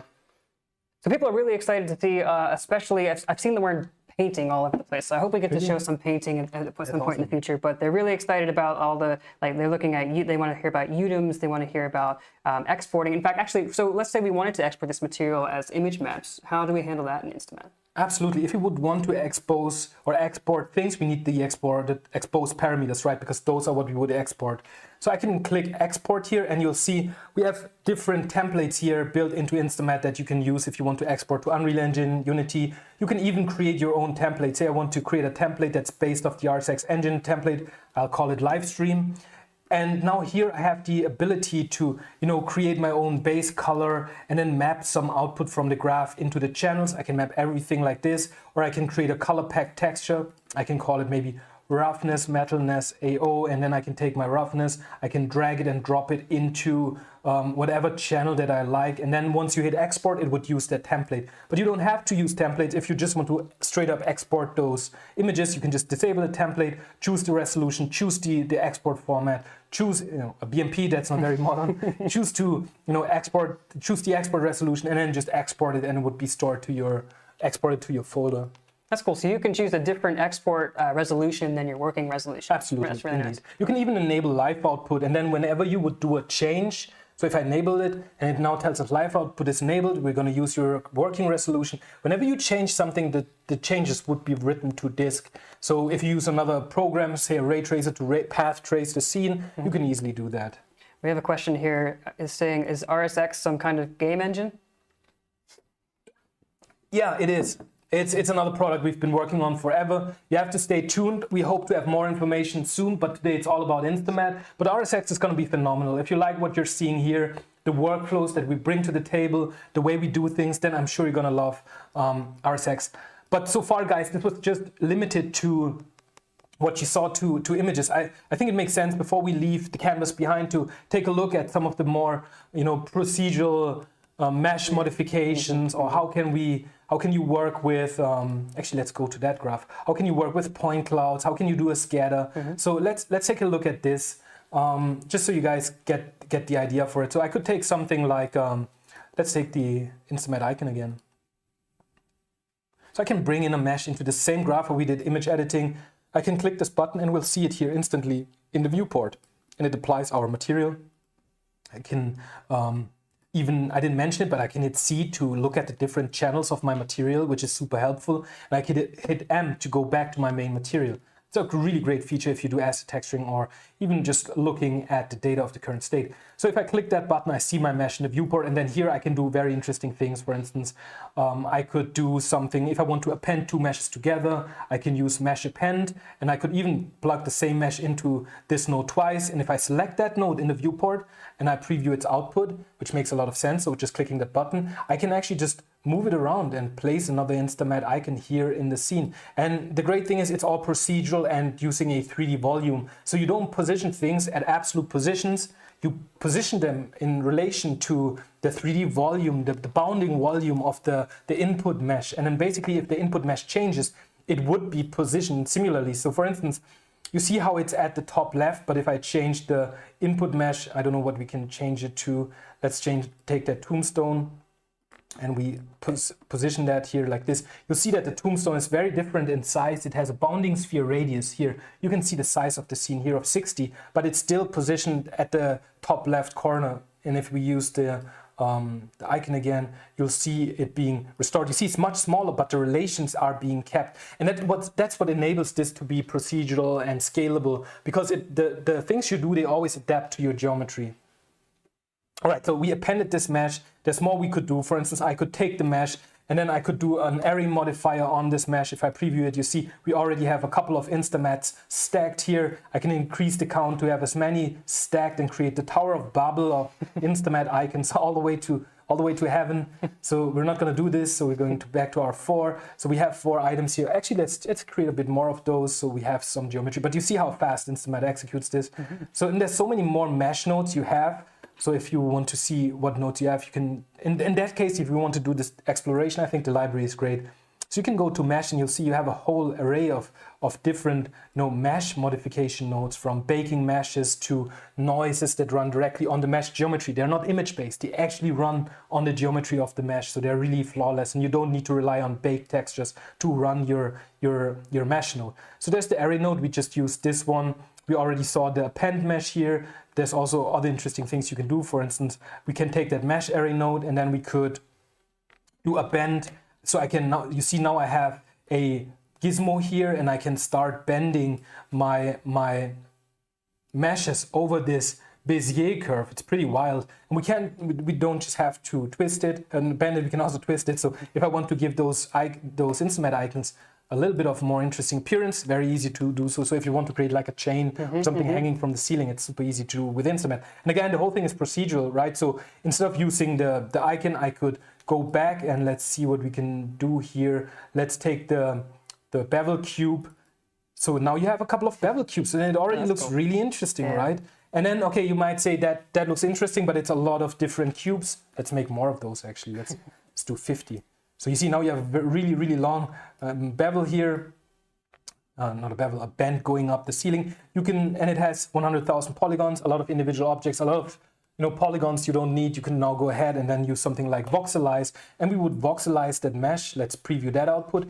And you see now the voxelize is like something like a shrink wrap or a reconstruction of the mesh. It's very popular. You might know this from other programs, and you can control the resolution that you use to recreate this geometry. So I can use a resolution of 64.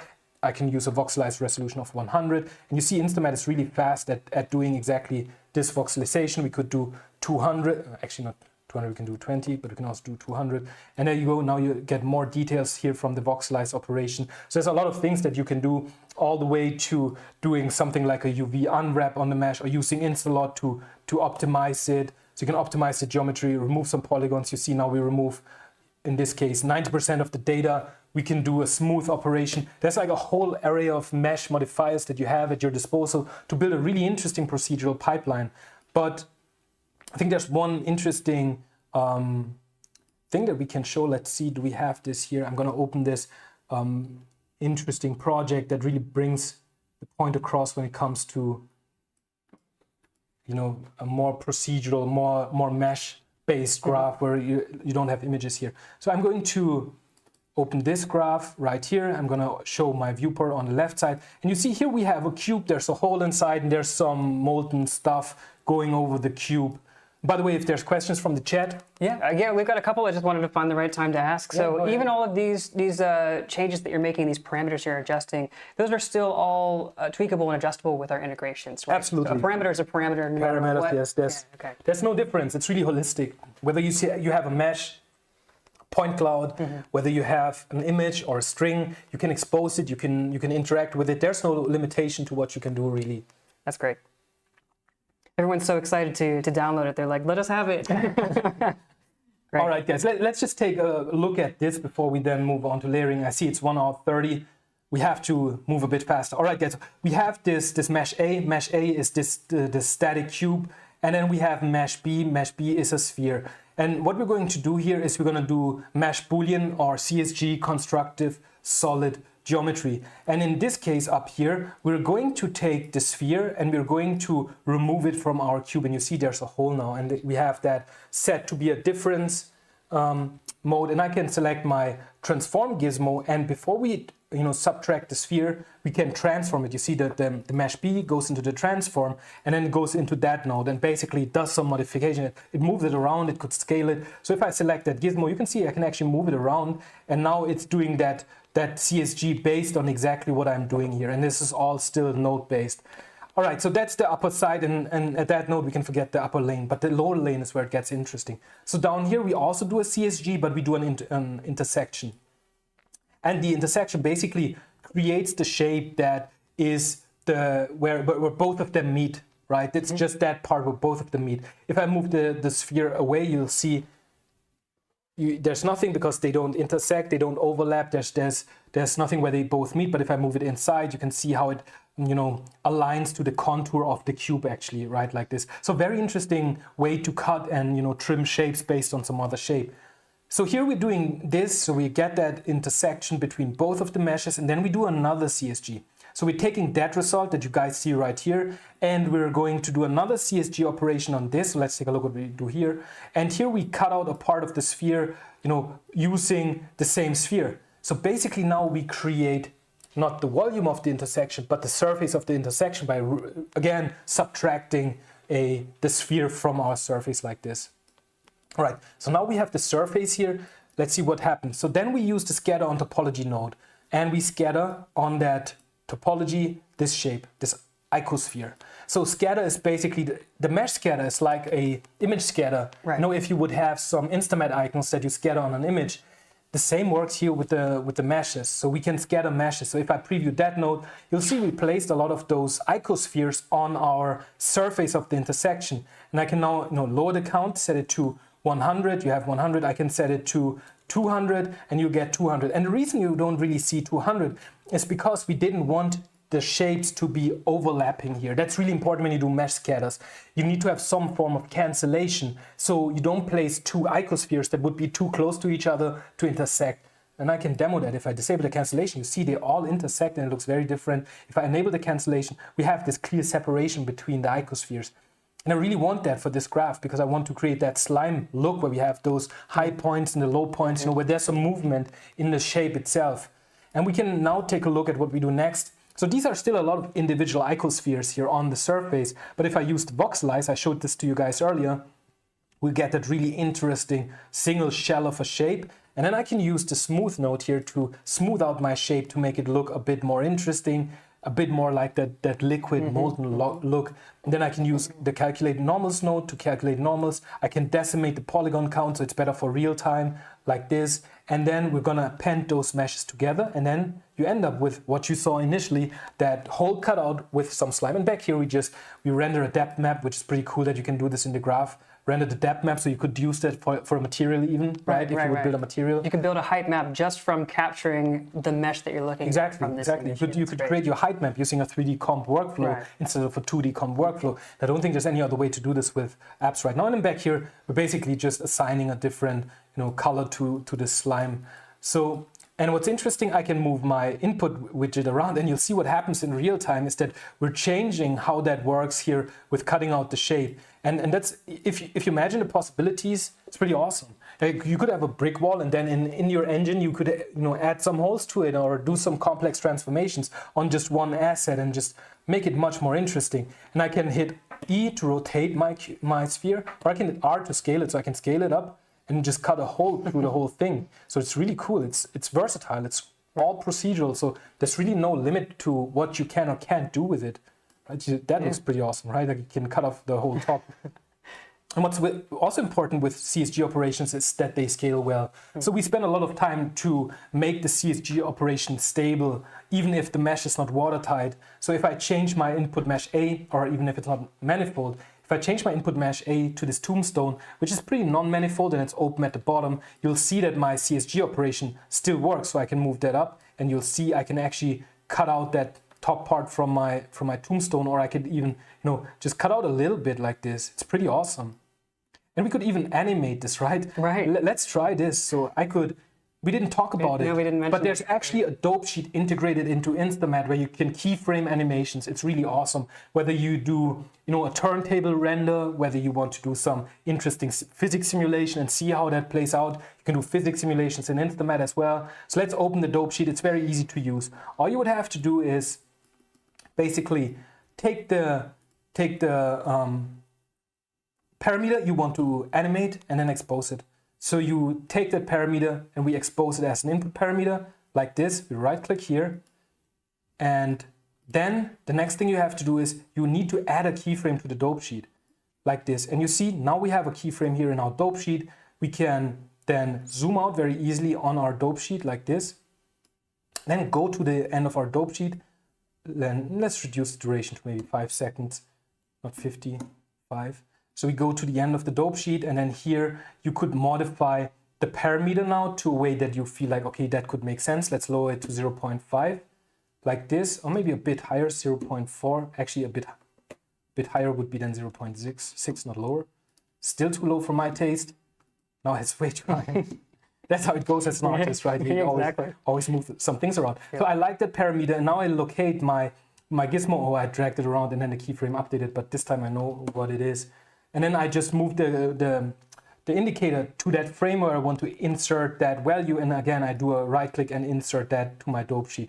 And now all I have to do is, move my indicator, and you can see it animating like this. It's pretty wild. I can even hit play and then play that animation back the way that it looks. Pretty crazy, Yeah, right? nice. How easy it is to do this stuff. And you can even, open an individual parameter and then change the interpolation, change the easing, and really be in control. And if I want to, I can even export that playback using a custom resolution from the viewport and write it to disk and share it with my team and ask them what they think about this weird animation to do that CSG. And keep in mind, that's not an image that we're modifying. That's actually all you see here is mesh processing in action. Some questions about mesh processing, actually, since we're talking about it. So what kind of formats mesh formats does InstaMAT support? That's a great question. As I mentioned initially, if you use one of the integrations, then it's always native to whatever you're using. So if you use Unity, you're going to get a Unity mesh. If you use Unreal, you're going to get an Unreal mesh. If you use Studio and you want to export your mesh, which is what we're doing here, so this you can even have a mesh as an output parameter. And if you go to the export dialog like this, you see there's a mesh actually here. And now you get a new option, which is the mesh file format extension. And you can choose one of the many file formats. It's all powered by Instalot. So we have a really excellent file support from USD-C all the way to GLB and everything in between to export your mesh as that particular file. There's a lot of people curious about how we can combine meshes into a material type of workflow. I think, we've kind of talked a little bit about that with the depth render and the scattering features like that. There's a cool example, I think you can see it in our trailer, where there's a bunch of rocks that are scattered on a plane. Do we have that demo? Let me see. I think we have it here somewhere. It's that one. Oh, great. So normally when you do a more complicated material where you have some physics simulation going on, or you want to scatter some rocks and 2D comp doesn't do it because you really need to have shapes that rotate and stack on top of each other. You would use many different programs. You would start in ZBrush, you would sculpt some rocks, you would bring them to a physics simulation in Maya, then you would simulate that mesh, and then you would bring that back into some program where you would texture using that baked out image data. But it's terrible because it's not procedural anymore, right? If the meshes change, then you have to rerun the simulation. If the meshes get bigger, then you can't rerun the simulation as is, right? Because you need to change the parameters again for them to work. In InstaMAT, it's much easier. So here we have this rubble baking material, and it's pretty interesting what happens here, because the end result is a material. So let this run for a second. We're doing quite a lot of things here in this graph, and once it's fully executed, we can take a look at what actually happens. We got a question here saying, so can we have an asset imported into our graph, then add bullet holes to it, and then export it out again? I think that's exactly what we're showing. Absolutely, that's exactly what you saw. That's exactly what you should do. Mm-hmm. So everything can be a parameter, whether it's a string, a mesh, an image, a point cloud, and you can do your thing based on that. So here we have that interesting looking material, and we use the same soil material here as a basis that you guys saw earlier, right? So we have that stone that we blend onto the soil, and the stone looks really interesting because we have that 3D rotation, and then the stone is really sunken into the ground. And how did we create this? That's the really interesting part here. But let me zoom out for a second so you guys can see this. So we have that initial part here where we have some meshes, and then here we do a bake, and from that bake node we get these outputs, and then we just do a regular texturing workflow based on those items. But let's start at the beginning. So here we have a couple of ZBrush meshes that we imported. So if I preview that 130,000 poly mesh by clicking on it, you'll see it's just a sculpted rock. Down here again, just a sculpted rock. So we have a couple of those very high poly sculpted rocks. And what we do with those is pretty interesting. First, we're going to remove all the materials. We're going to assign vertex colors. So this rock is gonna, you see it here, it's gonna be blue.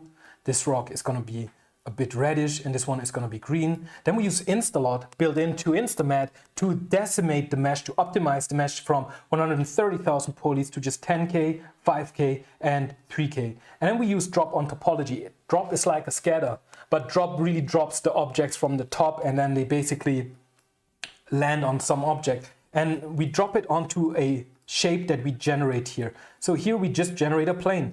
With the shape generator, it's like we have the same node in 2D. So if you look at shape generator, you get a node where you can easily create many different shapes, arcs, spheres, and you can have like softness. You can transform the shape here. You can control the size. You can control all of those different properties very easily with that node. And we also have that same node here for meshes, where you can create different primitives, planes, icospheres you saw earlier, and many of other things. You can control the tessellation. So we use that plane, drop the meshes on it, and it's gonna look like this.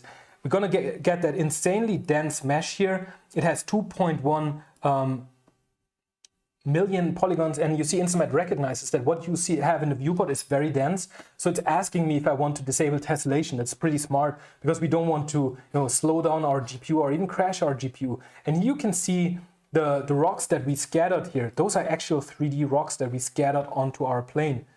It's pretty crazy. Wow, so we have 2 million polygons in the viewport right now. And I know earlier we had a question about what kind of the limits were of processing data through InstaMAT. Is there a cap to how much information we can process? Not really. It depends on your machine. Okay. So you're free to try and see how far you get with it. In any case, so here's our plane, and then we use a baker, and that's insane that this is possible. We have a full-blown GPU baker in InstaMAT that you can use for any purpose, whether you have a mesh where you bake the high to the low poly, or you have some workflow like this where we want to get more information directly in the graph. So here we're baking into a tangent space normal map, we bake into a mesh ID map, we bake into a vertex color map, and you see this is why we assigned the vertex colors earlier. Right. So we can address every individual stone based on its color. It's pretty interesting. So we can still access those groups of different samples, and that's why we did all of this. That's the key part here. It's our height map. So we get a really beautiful height map with the baker that's built into InstaMAT, and then we can just go along with our texturing project here and texture and do all of the things that we want to do with this project. And you're free to change that in any way that you would want to. And let's take a look at the bevel cube again. That's how it looks. Let's enable tessellation again. And I think I don't have the right cube here. I think it's the low poly cube. That's the high poly cube. So that tessellation looks weird. It's what I mentioned earlier. You need to have an absurdly high tessellation level. Right now we don't subdivide the cube. So you see now the difference with the subdivision looks much better. In any case, so here you see that really awesome looking material where the scatter looks very, very plausible. But fundamentally, because those rocks, if we go back to the beginning, fundamentally because those rocks are, I think I moved the graph accidentally.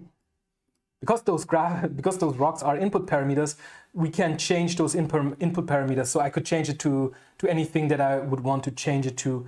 We could try to, for instance, change it to an InstaMAT icon. I'm not sure if that scale is going to match. We might need to do some scale, unification. You see it? I think a little bit. Maybe under the soil a little bit. Yeah. I think those could be the InstaMAT icons. Let's try to replace it with maybe the cloth ball. So we're using the cloth ball to scatter it around. Maybe change everything to the cloth ball. I think it's going to be easier for us to find out. Oh, I see it already. Yeah. Awesome. Yeah, you see here is your cloth balls. So you can go from scattering the rubble to scattering teapots, cloth balls. So there's a lot of cloth balls now here in our material. But imagine that that's what the artist could do in Unreal Engine. Imagine that's something that's easy to use now. So you could have one scatter material that does all of that. There you go. Here's your scattered mesh, and you see they're very equally placed because of the cancellation radius, right? So basically now all of they have equidistant almost, because you scatter so many cloth balls here in this graph, and we cancel to make sure that none of them is intersecting. So if we want to change that, we could now lower the radius, drop. So here's our drop on topology node. So you see that Command F to search for the node. Even if you misplaced it by accident, you can change how it looks. So let's just scatter, I don't know, 50 and see what happens if we scatter. You see now it looks very different, but so fast. And that's a wonderful workflow. It really shows what you can do with InstaMAT. That's great. So I hope that sheds some light on how to be able to take a mesh workflow and combine it into a material creation workflow. And I think some people are picking up on this too, as you just mentioned. So once you have your procedural recipe made, you can expose those mesh inputs from, for Unreal Engine, for example. You can just reuse this project to do any type of scattering, any type of material creation that you need. And that's one of the benefits of being able to combine images, meshes, and point clouds into one graph. Absolutely. So now we're going to go somewhere completely different. So we're going to leave the technical node-based workflow behind, and we're going to start a layering project. So I loaded one, but if you would click here on the layering button and you set up your project, you will get to the same screen. So you don't have the canvas anymore up here. It's gone. Instead, you have a split view where you can have the 2D view of your asset data, but it's not node-based anymore. That's really important to understand. And I want to show you one project that I created before, just to show you some of the nice features here. So here's a nice looking crate, and we textured this here in the layering engine. And you see on the right-hand side, I now have this layer stack, as we call it, that has a lot of information, but it's very easy to read because it basically builds bottom to top. So for instance, if I can select the dirt rainy here, and then if I click the X, I can disable that layer and the dirt is gone. So I can peel back the layers of my onion layering project here. I can disable the dirt, I can disable the scratches and the edge wear. I can disable the top bleach so it looks a bit sun bleached. I can disable my decal. I can disable the metal parts, the accent color, the base color, and then you're at the rust. That's the base that we use here. And if I remove this, your asset is basically empty. Oops, that's wrong zoom button here again, but that's why F is great to focus. Right. So, and I re-enable everything. So it's very easy to build this stuff with InstaMAT because we want to really focus on the creativity and make that as easy as possible and scalable. So for instance, the accent color that you see here, masking off individual parts of the mesh, which looks pretty cool. It's not painted in. We use a volume mask to define the area where we want to have this mask. So I can move that a bit to the top, and you see it fills up the mask instantly. I can move it down and it's gone. If I want to change the color of my accent, I can just go here, drag it a bit to the side, and everything is red. And guys, this is rendering at 2K in real time, by the way. So that's the bottom mask, right? But we have another one, it's this one. So we add some accent colors to the handles right here, and then we combine those two masks, and that works pretty well. What I love about InstaMAT is you can do things like solo a particular output in the viewport. So I can solo the mask, and then I can see exactly how that mask looks. Or if I want to see a specific, layer in action, I can do a solo to solo just that particular layer here in the viewport. So being able to solo is awesome. And you can't just solo, a single layer, you can also solo a group. So here you can see all the outputs of that group. And you see, because we soloed the group, we don't even have the base layer shining through. So if I remove the solo, you'll see now the base layer below here, and at the top is actually shining through. So it's a wonderful tool to quickly look at, the content and how your layering project is actually made up. So we can also disable and enable all of those features. And I also love the decaling in InstaMAT. So placing an icon like this can be very difficult. But with changing the projection mode here from triplanar like this, which goes all over your mesh, to decal, allows you to easily position your decal even on difficult places if you use that picker here. So I can hit the picker, and then I can place exactly where I want to place that mesh like this, or I can hit Q and click where I want the mesh to be, Q and click where it should go, and it's very easy to use and move it around. And it's also great to be able to control exactly how the projection works. Do you use anti-aliasing? Is it sharp AA, or is it more smooth? Do you use a general linear smooth, or do you use nearest? So whatever looks good on the asset, it's very easy to build. So many different layers and very easy and accessible to do. This mesh mask right here, you can pick different parts, and again, you can mask off the metal parts to make that look good. So I want to quickly show you, let's see if I have that here, a clean startup project, just so we can see how that would look if we would do it from scratch. While you're doing that, someone wanted to harken back to the mesh processing nodes. Is it possible to make tileable meshes as well? Yeah, actually it is, especially for that when you do that physics sim or you use the mesh scatter, you have to make it tileable. So we do have a node that's called mesh tile, where you can specify the plane size of your scatter, and we'll make sure that it actually becomes tileable. Great. I want to make sure, you guys, that I am definitely seeing your questions, but I also want to make sure that we cover as much as we can in our session. Yeah, I mean, today, just insert the questions, and I'll try to do you know, both at the same time. So here's the empty crate. I want to show you how quickly you can build a crate like this from scratch. So we have two different types of materials you can easily apply. If you talk about the library, and if you do it manually by the layer stack, you can create a fill layer like this, where you can pick the color, and you can pick the roughness, and then build the material like this. You can insert a full material if you use an element layer. So here you have the ability to apply one of those really complex materials all over the mesh. So if I want to have the bamboo wall on it here, you can just assign it like this and you'll have it on your asset. But what I love as well is that I can do something like, you know, I can type iron here, I can search for an iron, and I can just drop it exactly on the mesh that I want, you see, and it masks off all the other meshes where maybe I would want to have other parts. So I could drop that here, and then I could decide that actually I want to have some wood on the base here, so I could drop the wood on the base. And it's very easy to quickly texture your asset like this. But that's not the only type of material you have. When you work in layering, you can also use what we call layer materials. So here you can create those prefab materials that unfold into a bigger, more complicated layer stack. So here it seems we have emissive in this graph, so let me remove the emissive channel. So here you can see how my material looks like, and you see that just moving that layer material from the library onto the stack unfolded a more complicated set of materials. So here I could basically, you know, add a layer, choose how I want it to be colored. Say I want this to be a bit brighter, so I can build on that material that I have, drag from the library onto my canvas, and I can easily start texturing. So we already have some metal parts here, so a base metal, and we have the paint color, we have some edge wear on it. So the next thing that I want to do to texture it is maybe to add an accent. I feel like adding the accent always gives the asset a bit more unique look. It doesn't look so general. So I add my fill layer, so I want to have a red mask, a bit more saturation, a bit darker. And then I'm going to click this button to add a mask. I want to have the volume mask, so I just spawn it like this, and then I can drag it around and, you know, reproduce that other asset that I add here. Again, to make it look a bit more edgy, just add a bit of tilt to it to give the asset a bit more interesting feel. And you see it's very smooth, the mask, so I want it to be pretty hard, so I can just drop down the softness, and you'll see it's pretty hard like this. And then you can, you know, mask off and add more other features. I could go to the library and add a dirt layer by just dragging it on the mesh, and there you go. It's very easy to use those prefab materials, as we call them, to build your material. And as a matter of fact, if you want to create your own, it's very easy. You can just, you know, group all the layers you want to group, and then you can call that your base asset, and then you can right click and then add that to your library as a prefab material, and it will automatically show up like this. But check out how fast it actually makes sense here, this material. The only thing that we have to do is, I think, is maybe add another metal layer to it. So let's just take some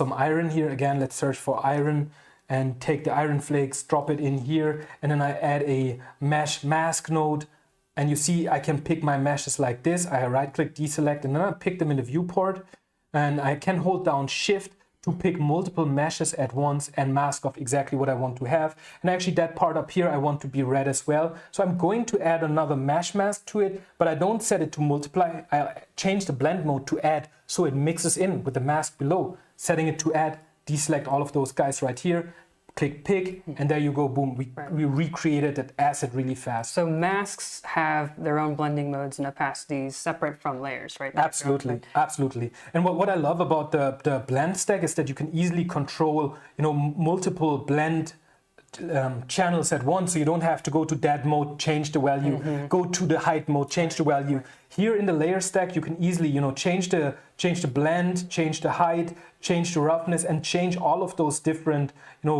blend intensities all at once, or even the mode. So that's really, really awesome. It's the same for the fill layer. If we have our fill layer here, you can change all of the channels at once. You can control the height to make it stick out more. You can control the roughness to make that bottom more glossy. And as in the canvas workflow, I can hit C to see the different outputs of my material.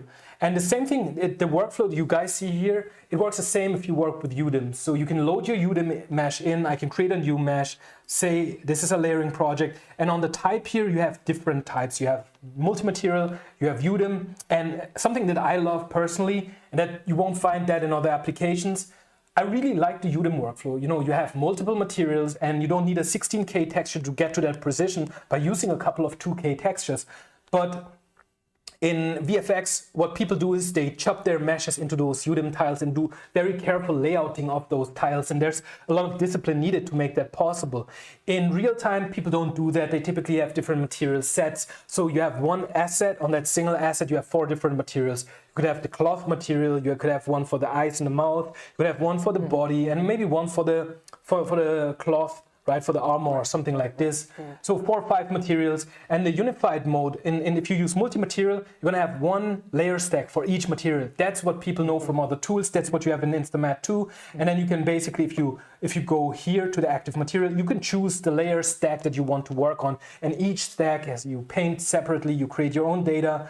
But the unified workflow is super interesting, and I recommend you guys to check it out, because we bring that UDIM workflow to real time. Basically, you have all of your different materials on your character, 4 or 5, but you can paint across them. You can add a fill layer that covers all of them. So it simplifies the workflow a lot by being able to just UV unwrap stuff in a single tile over different materials, but still texture it like in the UDIM workflow. I really love this. It's a fantastic way of doing this. All right, but before we end the stream, I feel like we have to spend more time, right, because we started so late. But we have to take a look at how we can make that scalable, because I know that besides the workflows of having those gizmos, volume masks, and all of that stuff, people would be like, yeah, but we can do that in other tools to some degree, right? There's a lot of overlap here. But I want to show you the stuff that you can't do in other tools.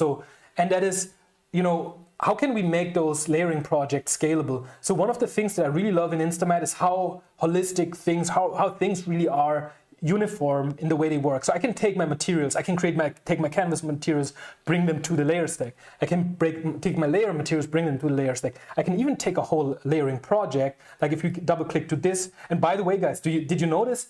I have 4 layering projects open at the same time, and I can tap between. And if I'm funny like that, I can even open an element graph and go back and forth. And here I could work in my element graph, create a Perlin noise, create some great noise function that I instantly use in my layering project, right? All right, so going back to that project, this is the InstaMAT Create project. You can see it up here. What I want to do is I want to apply the same layering project from earlier, like for like, so I can just take that project and drag it onto my layering stack, and the whole project will unfold here. So now this tab is looking exactly like this tab. It's pretty awesome, and you can work off that basis. But if something changes in this project, say, okay, the art director comes along and he's like, you know what, this looks way too blue and red. We need this to be more military colored. You need to desaturate the colors, make it more muted, make it darker, like the other crates. So you do that, you remove the saturation, do all the work. But then, you hit Command S, you save it, you go back to your project, and lo and behold, obviously it didn't change here, because this is all like actual copies of the data. So that's a workflow that doesn't generalize well. And what's also amazing, if you go to a completely different asset. So let's go to this asset. So this asset is completely different, and you see we have in our layer editor, you can see we also have the baked data, the mesh ID, the normals all baked and set up for this material already. So it's pretty clean. We did have a mention, do we use ID maps in our workflows? You can use it, but I wouldn't recommend to doing it. And the reason is that mesh ID maps have a lot of information in them that's very particular to this mesh, right? even if an object order changes, your mesh ID map might change. Right. That's why a lot of studios don't use mesh ID. They actually assign vertex colors and then bake those vertex colors out like mesh ID maps. But I would recommend to try to avoid it where possible, and instead using something like mesh mask, where you can directly mask a mesh. And that's some magic I want to show you here.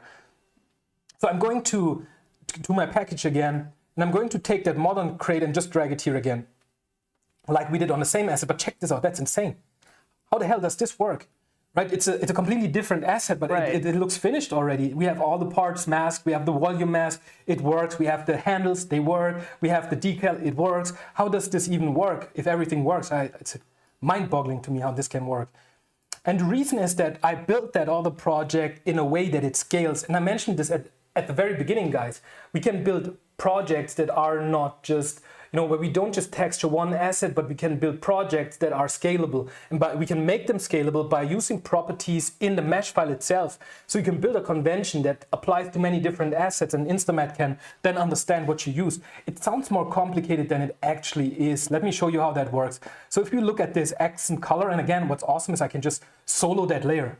Right, so again, you know exactly what happens here. So the way that this works, how does InstaMAT know where to apply the accent? So if you look at the volume mask, it looks perfect. It looks exactly like another mesh. And the reason is that we, instead of anchoring things on UVs like other applications do, we build a 3D volume around your mesh, and then basically we figure out where this object anchors within that volume. So your volume can be, the width can change, but we would understand and then reapply things to that volume, because we can easily translate things between differently sized volumes. Right. So you see this crate is much wider, but the mask automatically resized because it understands that this object has this volume, this object has that volume, and we do the magic automatically. That's one key ingredient here, that we use this kind of 3D volume to anchor everything. But how does it work that InstaMAT knows where the handles are? And the magic happens in this mesh mask here. You see, no switch is activated, so we didn't use that picking where we pick the precise name. Instead, what we did is we used that mesh render filter name here, is where you can write those trivial expressions like everything that has the name attachment in it. Every object on the FBX file that has the name attachment in it will be automatically masked. And you can have multiple matches, so you could even add a filter to it. Say you could do, I think that should work if you do, let me see, strut. You see, you can easily add masks to it. So even if your other mesh doesn't have it, no problem, it would just be ignored. So you can build a convention, and as long as your studio artists follow that convention, you can build projects that truly scale, and you could even run that on assets you have no idea about. All right, so here we mask everything off that has the attachment name in it, and the same thing here for the mask.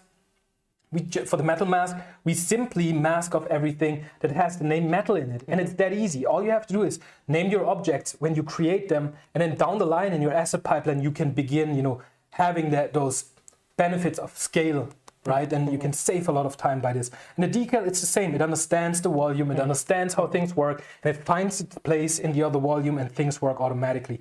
But I showed you guys this already, right? What if something changes again? The art director comes along again, he knocks on the door, and he's like, you know what, Jeremy, we changed our mind. We have to change the accent color too. It needs to be completely different. You need to make that, I don't know, yellow or blue or red. Let's take this purple, yeah, right? He comes along, he's like, it has to be more, it needs to have the InstaLot color or something like this. And you're like, okay, boss, I'm gonna do it. So you save that, you render, you export your project, or you use it wherever. But then again, you go to the wooden crate and you have to apply the same color value. So you need to copy the color value and paste it all over the place in all of your rendering projects. Super annoying. And we don't want you guys to do that. So in InstaMAT, there's a better way to do it. Instead of just, unfolding the whole project here, just like I love to do that, it's so easy. Instead of unfolding it like this, you can actually create a element layer. And then here, I choose my package and I pick the project from the package. And this is creating an instance, and you can see that it's an instance because it's I call it the base project, because it's a single layer. And what's awesome is you can still control things like the base color, or you can control the effects of the roughness or the height, and everything would just work.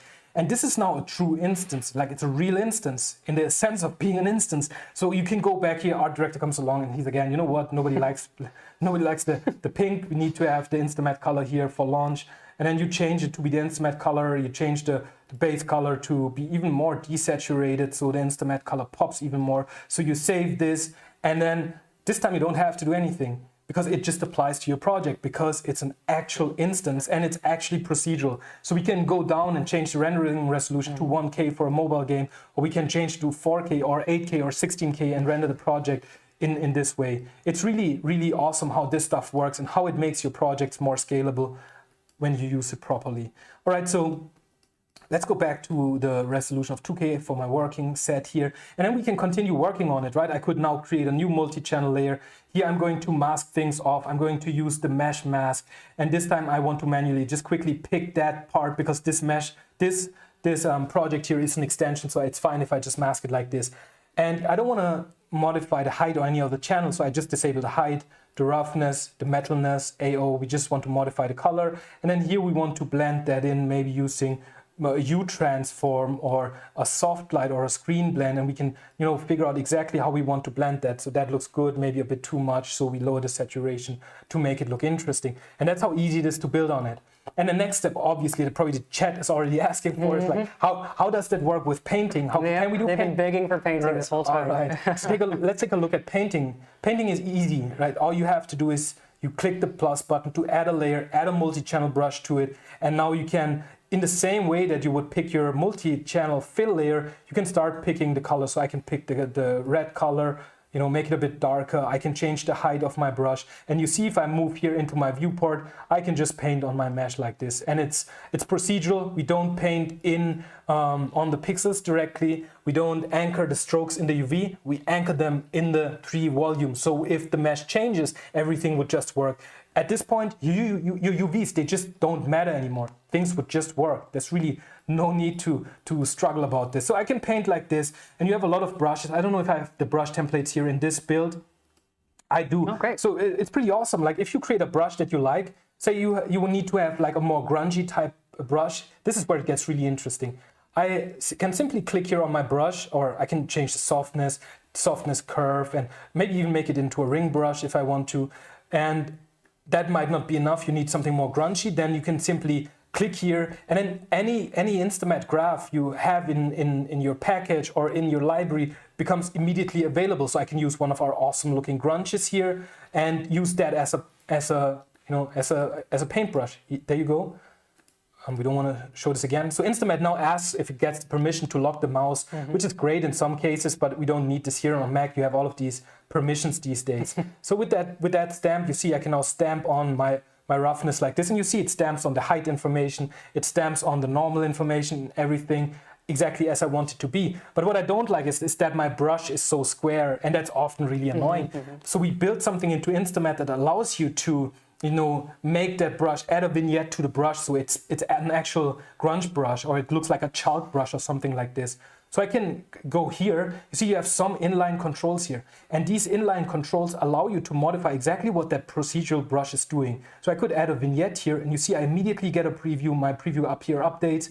I can make it brighter because I want to have like a really hard looking brush. I can add the vignette, maybe increase the contrast, decrease the brightness, and dial it in. And now I have this interesting brush, and I can do exactly what I want with that brush. And you see now it paints much more interesting.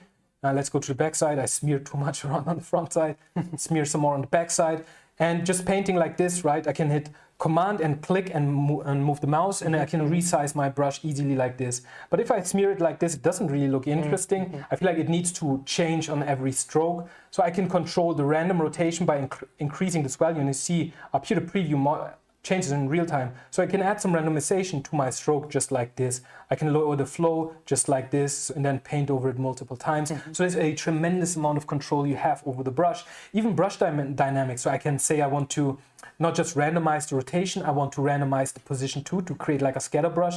You see it in the preview up here, updating automatically. We can also randomize the flow, we can randomize the size, and now I already get like a scatter brush or something like an airbrush. And you don't have to use random dynamics. You can click this button, and you can choose this to be based on the pressure, the tilt, or the rotation. If you have a tablet that supports, you know, tilt or rotation, you can make use of that too. So basically, when you hold your brush at a bigger angle, the stroke could get smoother, or you could change the rotation to actually follow this. It's pretty awesome. Wow. So you do have full pen support with the painting engine to randomize specific dynamic options like that pressure, like the rotation and the size. That's Absolutely. great. And now I'm going to use this arrow brush. I'm going to make that some yellow arrow, maybe metallic like this. I'm going to go back to my brush settings. I'm going to remove all of those random settings, increase the flow, also remove the position. And I'm going to set the spacing to a bit higher value, maybe like this. So now basically if I paint along, you see I get all of those arrows that are really nice looking, you know, space. And I can enable path orientation. You see what happens in the preview. They now follow the mouse strokes, so you can create those really awesome looking strokes. And what you can also do is you can click here, and then you can hold shift and you can draw a line over the mesh. And you see it actually follows the curvature of the mesh. It looks simple, but it's really hard to implement. Actually, you wouldn't believe it. So I can actually hold down shift and keep drawing those paths, and everything would snap together. It's pretty awesome that you can do this stuff. And everything is procedural. So if I lower my resolution or I increase my resolution, everything would be rendered out like this. But you can also use brush templates. So if I like this brush, I can just right click here and choose to add this to the library, and then my brush would be stored in my library. I can share it with you, I can share it around. And if I want to use some of those really interesting looking brushes, we have like a lot of brushes that should be familiar to you, you know, airsoft. So I can double click this guy and then my brush changes to be, you know, more like an airbrush. I can change to hard round. We don't see it because we didn't update the preview here, but now you see it. If you do it like this, you see the preview updating to the brush, and now you have the scatter brush. I like the scatter. It looks really interesting. No, it's not like a spray can, but it does look very interesting. So there's a lot of things you can do with the paint engine. You can also, you know, hit E, now you erase, and then you can use your brush to erase out some information if you want to make it look more interesting. But as a matter of fact, you don't have to do this. You can also use masks, generators, and filters. So for instance, I could use a generator here, like the spots, for instance, and then I can choose to which channel I want to add that information. I don't want to add it to the base color, I want to add it to the mask, and I want to multiply it with my painted mask, so I can break up my strokes, and it looks really interesting already. You see how that stroke that was so continuous, we could modify that to look more interesting, and it's procedural, so I can change the contrast, break it up even more, and then every stroke you do will be masked by this. Our batteries are still I'm good? just checking. Someone said that the mics might have died, but I think if hopefully you can keep going. Yeah, I can still see the levels changing when you talk. So That's good. Maybe the stream broke. I think we're okay. Yep, just checking to make sure. There was actually a question about painting on the side. Sorry? All good? Great. Okay, just checking. We've got a moderator on the chat. More of that random interaction. Yeah, they were asking about stencils or being able to paint through textures. Yeah, I mean, you can do this. So let's imagine we have a difficult edge here where triplanar doesn't do a good job and we want to mask it off. So what I could do is I could create a more complicated brush, not a multi-channel brush that's based on, you know, individual channels where we put in information. Where you, actually, by the way, the brush doesn't have to be a fill color. Every channel of the brush can be driven by some graph or by some procedural node. So if I click here, I can now again choose a graph. So you can use one graph for the brush mask, but you can also use a different graph for the base color. So this opens up so many different ways of how you can create content. It's pretty amazing. But going back to how we can fix that edge here, I'm going to create a element brush, and I'm going to right now again review just the package. I want to see the library. Seek for wood. What can we use here? Maybe the old dry wood. Let's just use the old and dry wood. So you see we have that whole graph that we're rendering here, and it's rendering all the PBR info, and you have all the channels available to modify the wood, so it perfectly matches. And you see what happens if I paint here. We're basically going to stamp the wood on over and over again, right?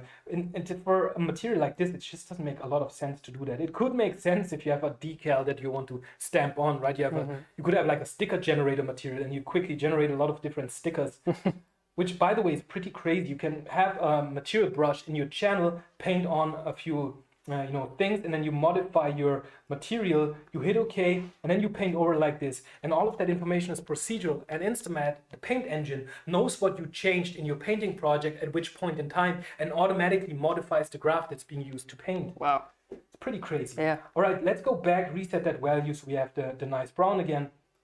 And with this, it's going to be impossible to really mask the edge of seamless. But if I click the projector mode, I can actually use, I don't know if you guys can see that in the stream, but I now have this like translucent projected view over my viewport, and I can now paint exactly that information onto the crate. And you can already see what happens. Like I'm painting a tiling texture over my project in a way that it's absolutely seamless. So that's pretty crazy. That's a pretty awesome way to do it. If the triplanar just doesn't cut it at one edge, you can mask it off like this. I mean, that's a really sophisticated, it's like more for hero assets. I believe that, you know, just working using those filters and effects that you can use within the 3D volume, like the mesh volume mask, the mesh mask, the decals, because all these items, all these filters and effects, they can find their position in a different volume. With the painting stuff, if you paint a precise corner, it's more likely to fail if your asset's gonna change pretty drastically. I mean, in this case, if you have another crate, it would figure out the corner and it should work.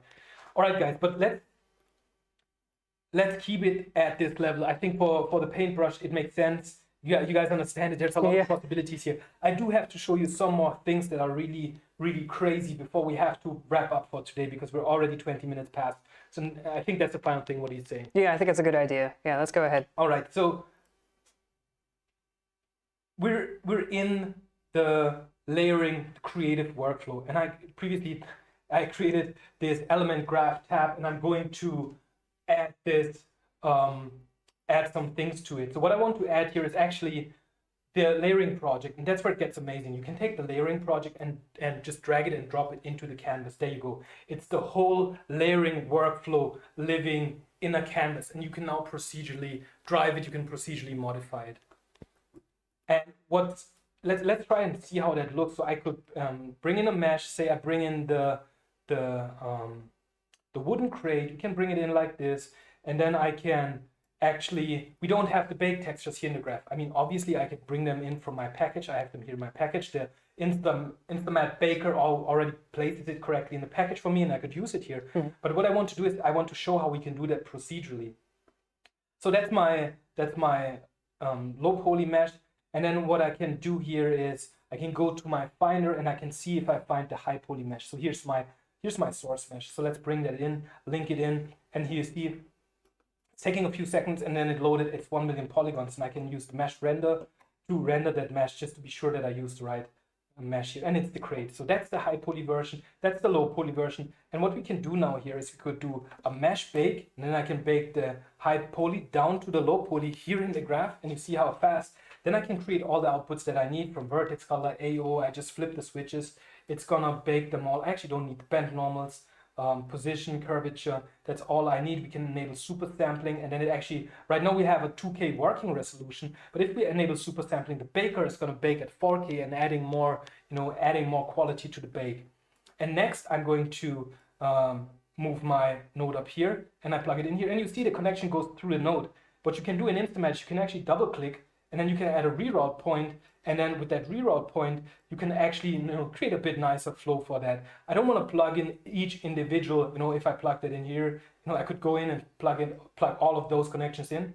Instead of doing this, I want to use the link category mode and just simply connect it like this. And if we back out, you see it automatically connects all of those different connections for us in the same way that it worked for materials. So it's not just limited to the material workflow, it's actually understands the semantics. There's some tutorials we need to explain how that works, but you can create your own categories that have that semantic and the understanding of where they would go. Right, and then we have the material baked here in the canvas. I could now preview the low poly mesh like this, and then you see that's our low poly. I can right click here, preview, like you guys saw before, and there you go. It's the whole workflow easily done and baked like this. There's actually one thing that we didn't connect, so let's connect it as well. So it's very easy to do all of that here in the graph and drive the whole workflow using just procedural tag. And then you could obviously continue doing something like I could do a HCL, do a rotation here, and then apply that to my base color and export it out, and it would just work. But what if you don't have a low poly? What if you want to make that even more flexible? What if you want to use your layering project for a more complicated workflow? Let's delete the low poly mesh here, and what we're going to do instead is we're going to create our low poly mesh procedurally. Awesome. So I'm going to voxelize here, and then the voxelize is going to take my high poly, and it's going to basically turn that into a low poly and the resolution is really low. So let's crank it up maybe to 100, see where it goes. That actually looks pretty good already. I think that's good enough for the demo. Let's just proceed. It has a lot of poly, so if we take a look at the wireframe, you'll see it's very dense. So what we want to do is we actually want to optimize that using InstaMAT and crunch away 90% of the data, because we want to be very aggressive with our low poly. So we look at this, now we have our super aggressive low poly here, and with this we want to move further. Let me disable the wireframe here for a second. So we have a low poly voxelized, we optimized it. We can't use it yet for the bake, because for the bake, and that's what often takes a lot of time, is we need to have a UV unwrap. And creating the UV unwrap, because we have InstaMAT integrated here in our workflow, it's very easy to do so. All I have to do is drag a line and I can type UV unwrap, and we're gonna get the UV unwrap crate right here in the graph. We can control what algorithm we use for the UV unwrap. I can even take a look at the UVs here in the graph by using the mesh UV node, which bakes it out. So here we use the organic UV for that crate. It might not be the best way to do that crate. You could do a hard surface UV unwrap, and you see there's nothing you have to do. It's like end-to-end fully automated. We just create one tile of UV and you can use it. The organic might not be the best choice. I'll keep using oh, actually let's use it. It generalizes a bit better, right? So we set that to organic. I'll increase the stretch importance. I don't want to have any stretch here. We can control the padding between the tiles. We can even insert normal splits when we want to insert those normal splits. And then we have basically all that we need. It's our low poly. We have now a voxelized low poly that's optimized for real time, and we created the UV. And all I have to do now is plug it into my mesh bake node. And with that, it's gonna create the textures needed. And then all we have to do is plug our mesh into the input of our layering project. So I'm going to drag a line, and I'm not going to use the reroute point. I'm going to spawn this reroute node instead, and from here I can easily connect. I mean, signal. Mine is empty. Your microphone? Seems so. Oh, okay. Yep. Oh, it actually seems to be good. Mic test. It's coming off in the channel. All right. We'll switch microphones. All right. So you can give me your mic. I'll continue that way. So you see, it's not scripted, guys. This thing goes way too long. It should have never went on for so many hours. Right. All right, here we go. Yeah. Apologies for the sound that you're about to get. Actually, Daniel, can you mute the mics for a second?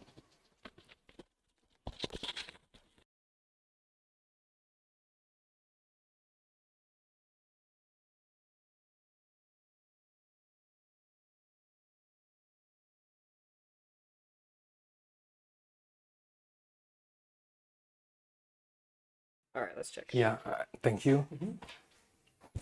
Right. Yeah, it's really hot in here, guys. I feel like live streamers need an AC unit. We don't have an AC unit here in Germany. AC units are not so popular, but we should have one for the live stream. This is really hot. I feel like I should take off my shirt. I don't know what chat is gonna say about it though. Not that kind of live stream. It's not. I mean, it works. It works on Twitch. Right. Okay, there you go. It works on Twitch. Give me a bathtub. I'm gonna do this in a bathtub, man. Maybe one of our future streams. Yeah. In any case, so we can do the reroute point, and what's different from actually this is a reroute node. The difference to the reroute point is that we can spawn new connections. So I can just do this. So now we have the low poly mesh UV unwrap baked, and we have it in our layering project. The only thing that I want to do here is actually drag another line, and then we expose our mesh as a low poly. Is sound okay? Can you check with chat? They're saying we can hear you now. Yep. Great. What do they say about the bathtub? I think they're just getting to it. I think they're more interested in InstaMAT. Really, oh my God, guys. It's not good for my ego. All right, so let's move on. Then we're going to, I can preview this actually here and you can see how it looks. So I'm going to preview my mesh pin and I preview my layering project. And you see, this almost looks exactly like the other layering project, but it's the entire low poly was created procedurally. So let's export the output parameters from our layering project. Base color, roughness, metal height. What else do we want? Normal. Could even output the map, the name of the material that we create here. I don't want this. I'm going to expose this. All right, guys. So I created the layering project. We have the ability to do the entire low poly workflow. This, what you guys see here is an actual pipeline. Like that's an end-to-end pipeline. It's pretty insane. So the name for this should actually be the asset, the live stream asset generator. My description for this guy is generates a fully textured low poly asset. But actually, to do that, we need to have an input parameter, right? So I'm going to take my local variable here, and I'm going to call that source mesh. And then I'm going to right click to promote to an input parameter, and I'm going to save this. And the final thing I want to do for today, guys, is just to quickly show you what we can do with this, so you can to just illustrate the power of this, because for me this is insane. So I'm going to create yet another graph, and again, you guys have to imagine that we can always go to a layering tab, we can go to a canvas tab, and everything just works. We didn't crash yet. I think that's phenomenal. All right, so again, this is a small pipeline. We have a source mesh that's being voxelized, UV unwrapped, and then baked and textured in the graph. And we get an output, the mesh, and we get the material. So I'm going to create a new element graph here. And we don't want to have any template. What we want to have is, what did I call it? Do you remember? The asset generator? It's the live stream asset generator. And again, guys, you can see that InstaMAT actually applied a nice name for this, so it looks better when you look at it. So we spawned that guy right here, and you see we have the mesh output, we have the base color and all of those different outputs, and we have the source mesh. And if I right click this and we preview it, and I preview the mesh as well, you can see that we get the whole workflow done here fully automatically. Now you might wonder, why didn't the handles get textured automatically for us? The reason is we used the voxelize, and remember, the voxelize takes all the different meshes in the scene and voxelizes them down to a single clump, to a single mesh. There's benefits to it, because if you look at the topology here, it simplified the complexity of the topology by modeling it out much more coarse than at a higher resolution. But you could also split your mesh and voxelize different parts and then append them, use the mesh append to merge them together. And with the NPass graph, you could even do that iteratively. I didn't mention it, guys, but the scatter node is actually not a built-in node. I'm just going to show you guys the mesh scatter. So here's the mesh scatter on point cloud, and if you go into that, you'll see that the mesh scatter, it's an NPass graph, so the scatter is actually built in InstaMAT itself, and you can double click it to understand how it works. Wow. All right, guys, so we're back at our live stream asset generator here, where we have the thing that just builds whatever it needs, then bakes the source mesh onto the target mesh, so your normals look good, your curvature looks good, your AO looks good, and then we're using the layering project to apply it. It's insane. Just imagine being able to do that. That's completely insane. But let's see what we can do with it. Because it's an asset generator, we can now feed anything we want into it, and it would end up being textured. So I'm taking my 200,000 poly cloth ball, and I'm just going to drag it into my graph, and I'm going to plug it in here. And we're going to see what happens with this asset. Again, this node is slow, obviously, because it's doing a gigantic pipeline of processing. But there we go. We're already done here. We have our cute cloth ball, and check this out, how the cavities fill with dirt. Check out how you get scratches on the curvature, and even our decal is in place here on that cloth ball. Like, everything is just working, everything came together. It's absolutely insane. Like, I don't think there's any tool that can do this, but this stuff is really what's going to allow for new kinds of pipelines, where you create one project, and if you imagine your whole studio working on these conventions, you might get away with building these uber layering projects that just can do any kind of your asset. Applying wood here, metal there, plastic here, dirt here, some edgeware. You can drive it entirely based on your studio's convention. But because it's procedural, we can keep working on this, right? And imagine we have a whole layering project that we have here stacked in another project that's now canvas-based, that's stacked in another project, and it's now a canvas, it's a regular canvas node again, right? It's absolutely insane. So you could keep working on this by doing things like HSL on the base color, or you could even do a decal here in the graph. You could do a decal and then blend something onto that mesh, blend on background, and then you can basically add this another decal. Let's preview that so the guys see it. So we previewed this as our new base color, and there you go. You can see that we just applied another decal here in the canvas, and we have the gizmos, and we have all of that awesome stuff that makes this so much easier. So the amount of graphception, or whatever you want to call it, is off the charts with the layering that uses canvas nodes, right? Remember, we used the graphs and the spots node and all of those things. and then we take that into a canvas project, and we can take that again into a layering project. It doesn't make a lot of sense, but it would be possible. So we have that. Let's preview this node again, just to see how versatile it is. Let's take a, do I have some more test data here? Let me see, that's all on OneDrive. It might take a bit to download, but that's what you get if you don't script your thing. So let's try to... Oh, they want to know if you can show a wireframe on a mesh. Absolutely, yeah. Give me a second. We're gonna do this while we download these.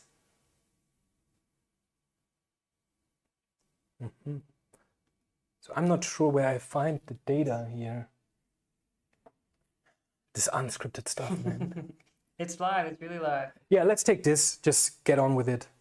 Took me a while to find it. So I'm downloading this from OneDrive. I think it's already done. I'll link it into my graph. Don't have to copy it to the package. And all I have to do here, I can even keep that node and can have multiple of those guys in the graph, and then I can basically connect this source mesh here, and this is this 2 million polygon scan mesh. You can see this is actually 2 million polygons, and then we can have that being textured automatically for us. And then in the meantime, I'm going to open up the settings and apply the wireframe, and there you go, here's the wireframe. So you see InstaMAT did a really good job by using Instalot to remove all the superfluous information from the cloth ball and still having it to look good. I don't know how many polys it uses. I mean, I can look here in the viewport, but I can also use mesh get information, and then we can easily see information like the bounding sphere, the radius, the vertex count. And if you feel like, hey, that has too much polys, you know what you can do, right? You could just do mesh optimize and turn it into this absurdly, weirdly disfigured 800 poly. Oh wow, it actually looks pretty good. Check this out, guys. So we took that thing and transformed it further. It retained all of the UVs. So let's disable the wireframe. Well, that's a bit distorted, but we could actually, it's because we don't have solidification. We could have rescued it with solidification actually, so we could apply that, or increasing the texture importance, so the optimizer would favor more, you know, the preservation of those texture coordinates. But there's so much stuff you can do. I want to take a look at this one. So that's our Nefertiti mesh. If I do a mesh render on this guy, you can see that even the 2 million polys are rendering really zippy here in the canvas. And I want to have this asset here. So I right click and preview that as a 3D material. I click the mesh pin to preview that, and as you can see, we got everything. Well, even the decal, which we centered, but it's right. It's projected on this asset. But I mean, the curvature, the dirt, everything is just right. It accumulates at the bottom. There's not a lot of cavities, but the cavities that we have, it actually accumulates behind the ears and here in the neck. It looks pretty awesome. So, and now comes the crazy thing, because that graph, that asset generator, it's not limited to being run only in InstaMAT Studio. You can use InstaMAT Pipeline, you can use this graph in Unreal Engine, and then drop your Unreal Engine asset onto that graph, and we would texture everything. And the result would be a new asset, a new static mesh, and a couple of textures and materials, and it would just work. So it's pretty awesome that this is possible. And the same in Unity, same in Blender. So this opens up the door for really crazy workflows, and even more. There's something we didn't even talk about, but I feel like we have to touch upon really quickly, and that's scenes. You have a full scene graph in InstaMAT where you have nodes and you have transforms, you have materials and much more. So you could create an element scene very easily by doing scene create. Now you get an empty scene, you see one node, and then you can start adding materials to it, you can add meshes to it, using scene mesh set, and then you can set a node path like the Nefertiti, for instance, and then we could plug the mesh into this. What we didn't do is actually assign a material name, right, to this. So we would need to let's clear materials, and we assign the material name default. Why not, right? Let's call it like this. So we assign that here, and you see it's not valid because we didn't create the node at that path. We can tell InstaMAT to create the node at this path, and you see now it's valid, it created the node. And the material of this mesh is called default. So next we do material create. So we create a material in our scene and we call it default, right? So just type default here. And then the next thing that I want to do is we want to do material set. And that's going to assign the material data to that material in the scene. Keep in mind what you have here is an actual scene graph, like in Maya, for instance. I can go to the material workflow, and even that scene node supports the material workflow, so I can just drag and drop the connections, and it connects all of the pins for me automatically, base color and all of those. So I think I set it up right. I might have missed something. And there's even a node called scene render. Check this out, that's insane. The scene render node can actually render a full scene graph with hundreds of meshes, hundreds of materials, and understand what to do. And the scene render is also built in InstaMAT using the mesh render, using the NPass graph, and a lot of those really advanced techniques. So you could even do a turntable render. Check this out, that's so bonkers. Here you can create a turntable of that scene and control how many images you have. So you want to have 10 images here, boom, there you go. A full-blown turntable render that's being done by InstaMAT, leveraging your materials. But let's take that scene and output the scene, right? We just output my textured scene. That's what I call this guy right here. And it's the only output I have, but that's perfect. We're going to output this. And now I can output this as FBX or as an USD. As a USD, this is awesome because I can just send it to you on iMessage and you would immediately be able to open it. USD is getting pretty popular. So let's just export this at, say, 2K. And that's it, what we're going to do. No template needed. We're going to use texture format, PNG. Actually, let's use JPEGs. I think we didn't do dilation on this, so we're going to have some seams probably, but let's, in the interest of time, let's just proceed here. We're rendering the graph, so we're doing everything again. We're creating the low poly. We're going to create the mesh. We're going to create the scene, which is a full-blown scene graph where you have the ability to create a hierarchy of nodes, assign node attributes, some special strings you assign to a particular node and add some more information to it. It's pretty awesome. Even from a pipeline perspective, imagine you're some kind of you have an asset store where you sell meshes and you want to add watermarks to it. You could build a small graph that loads the scene, adds a node that says like this is the abstract store to it, or you could even use string attributes that would be embedded. So here we go, we created that. So let me see if I go to my folder here. Can you for a second maybe disable the screen sharing so I don't leak confidential information to the live stream, because guys, this is actually my personal laptop, so I hope you can understand that I quickly have to pivot away. I hope we are actually off screen. All right, so let me find this.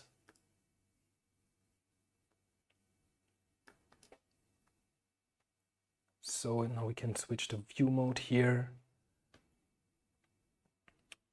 No, it's here. I think that's this guy. All right, you can re-enable the screen share. Okie dokie. So I think I have InstaLot here. I don't know if this build is recent and has the USD plugin installed. Because I'm an engineer, my stuff is always in a pretty weird state. So I'm going to take the USD file. You see here it was created actually as exported to my outputs folder. I think it's this guy. So I'm going to drag it in here and load it in InstaMAT Studio. So this is InstaLot. It's not InstaMAT. It's our mesh processing solution. And you see it was created. This is so awesome that this works. Here's the scene graph, and it doesn't have to be like this. We can make it much more complicated. So let's actually do it. We go back to our settings here, and instead of adding the mesh at this path Nefertiti, we can actually add it at world, and then I think I need to have the pipe symbol. I don't know how it works on that keyboard. Can we do this? Again, remove the screen share before I leak confidential. Thank you, because I have to open some tools. It's actually not typing. What's this?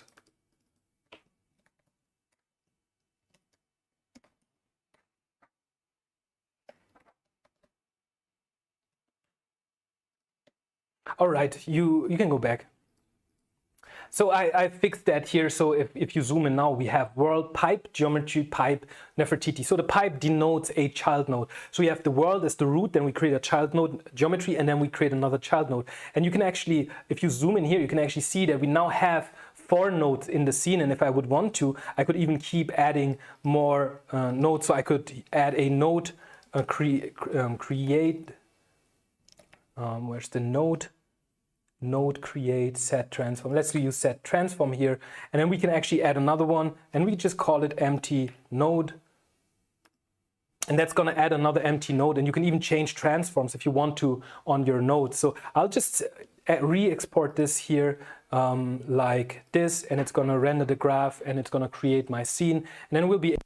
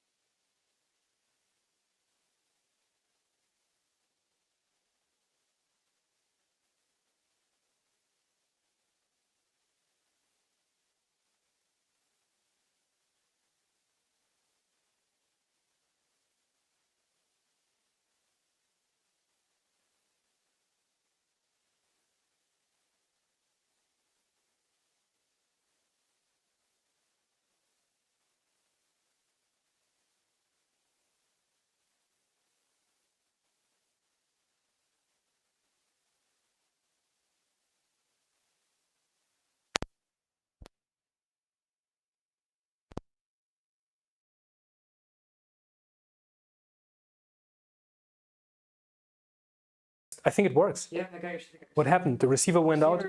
Yeah, turned off by itself. Maybe take the cable and put it on. All right, guys, I think mics are back. I can take a look at the chat. Yeah, we're 50 minutes overtime, guys. We have to wrap it up here. But I think you guys saw quite a lot today, and I hope you understand most of the things that InstaMAT can do. We spent so much time, but we didn't even, get to some of the more advanced workflows like material layering, where you can use those creative layer-based workflows and easily create new procedural materials, where you could take something like a concrete and then blend that down to something entirely different. So let me take that one. So you could take this concrete right here. You can enable tessellation and displacement, and then you could add something else. Let's blend that in with the dirt road material from earlier, just so you guys can see how that could work. So you can easily blend those things together. You see that already looks pretty awesome. And the difference is that here we're actually not doing a layer-based blend just based on the order. This is more like a physical blend where we look at the height information no matter where in the stack you are. So if I drag the one node above the other one, you'll see that the result is essentially the same. And we can control the blend offset, and also we can control the softness to make things blend smoother into each other. And what's even better, again, with palettes is important, we could even color match data. So I can use the color match node to color match this channel, and we can have a new option here in layering to target the lower layer and then perfectly color match our layers together. And what's pretty awesome, just to quickly show this to you, I'm going to go to the cracked layer here, and we're going to expose the tile count as input parameter. We're going to expose the random as input parameter. Maybe we're going to expose, actually that's enough. We're going to expose these guys. And then for this layer, we're going to expose maybe the grass density. So you see now here on the side we have a couple of input parameters that we exposed, and I'm going to call this my material layer demo, just so you guys have seen it once, because we're so much over time. I'm saving this. I'm going to create a new element graph, and again, this is still fully procedural, so you could use it in like any other material. And here, if I go to my package, let's see where it is. What did I call it? The material layer demo. I just drag it and drop it into my canvas. I right click to preview, and then I'll make it big for you guys to see it. You can see that we have all of those features here on this. And if I change the seed in InstaMAT controls the randomization, the base procedural nature. And almost every node has a seed. So if I change the seed, we're going to roll the dice and you get a completely different version. And you see in InstaMAT, the seed can go all the way up to 100,000. So it's not like you have 10 seeds or 20 seeds. You have an absurd amount of seeds to use to create what you want. And I can change the settings here that are used by the base material to change this into a regular pattern like this, increase the tile, the grass density. And again, check out how awesome that material looks. It's fully procedural, but it wasn't built using a node-based workflow. It's still non-destructive, it's still procedural, but you don't have to go through, learning nodes. And I think that goes all the way to the beginning of what Jeremy said. You don't have a microphone, so I just speak for you. And that's like, how can you make that stuff available to people that are not as technical as you are or as Jeremy is? And I feel like that's the way. It's the first time that people are going to be able to create procedural materials that have no idea about a node-based workflow, and they don't have to use a node-based workflow. It's going to be pretty awesome. And again, ties into that gigantic material library where you guys are going to have this absurd amount of materials at your disposal, where you have really, really beautiful materials like beaded fabrics, a lot of absolutely beautiful materials like that nubuck material. Is one of my favorites. I just have to show that quickly. I mean, look at that. You know exactly what to do with this. It belongs on some boots and it looks really fantastic. I love all of those materials. All this aniline leather here, also really phenomenal how it looks like. It looks like a pilot's jacket or something. So you have a lot of materials here in this library, and we have our own studio team of artists that are going to create more and more of those materials.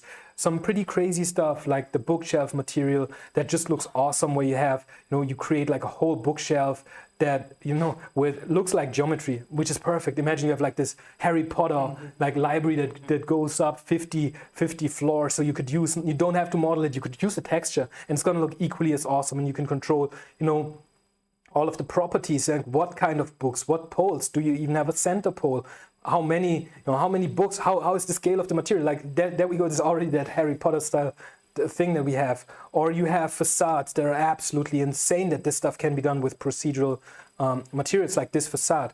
It looks so awesome. You can, turn on the lights in this material, you can turn it off, you can control the color of the lights, you can make it very clean, remove all the dirt, remove all the dust, remove all the leaks.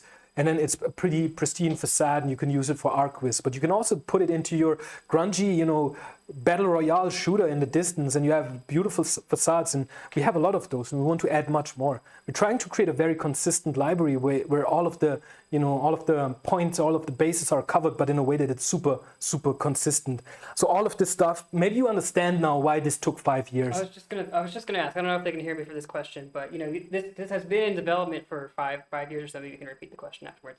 But can you share some insights of the challenges faced into creating such a vast piece of software, and mention some of the breakthrough moments that you had while you were creating it? Yeah, I mean, there were a lot of breakthroughs. The layering engine took 1.5 or 2 years to build, and that's like the core development time until we're like, okay, that epic is done, let's move to the next one. The painting engine, just that took more than 1 year, and that explains why did it took so long for there to be another Photoshop, right, like Affinity, because actually doing that stuff at scale, at performance, that it's not just a hobby project, but it's like battle ready.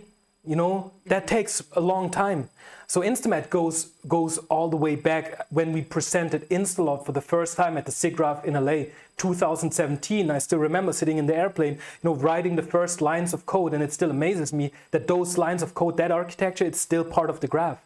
And building InstaMAT so it runs awesome on Windows and it runs awesome on Mac, it's very difficult because on Mac you have unified memory. So that's very different from the VRAM that you have on the Windows platform, where if you run out of memory, things start to swap and they get very slow. So optimizing for both of those systems so they can be super fast, that wasn't easy. Building a library where people can build materials that look like this, that's not easy. You need so many sophisticated nodes, where some of those nodes are research topics in and by themselves, The optimizer, if you think about just the optimizer node, that's something that took us years to build in Instalot.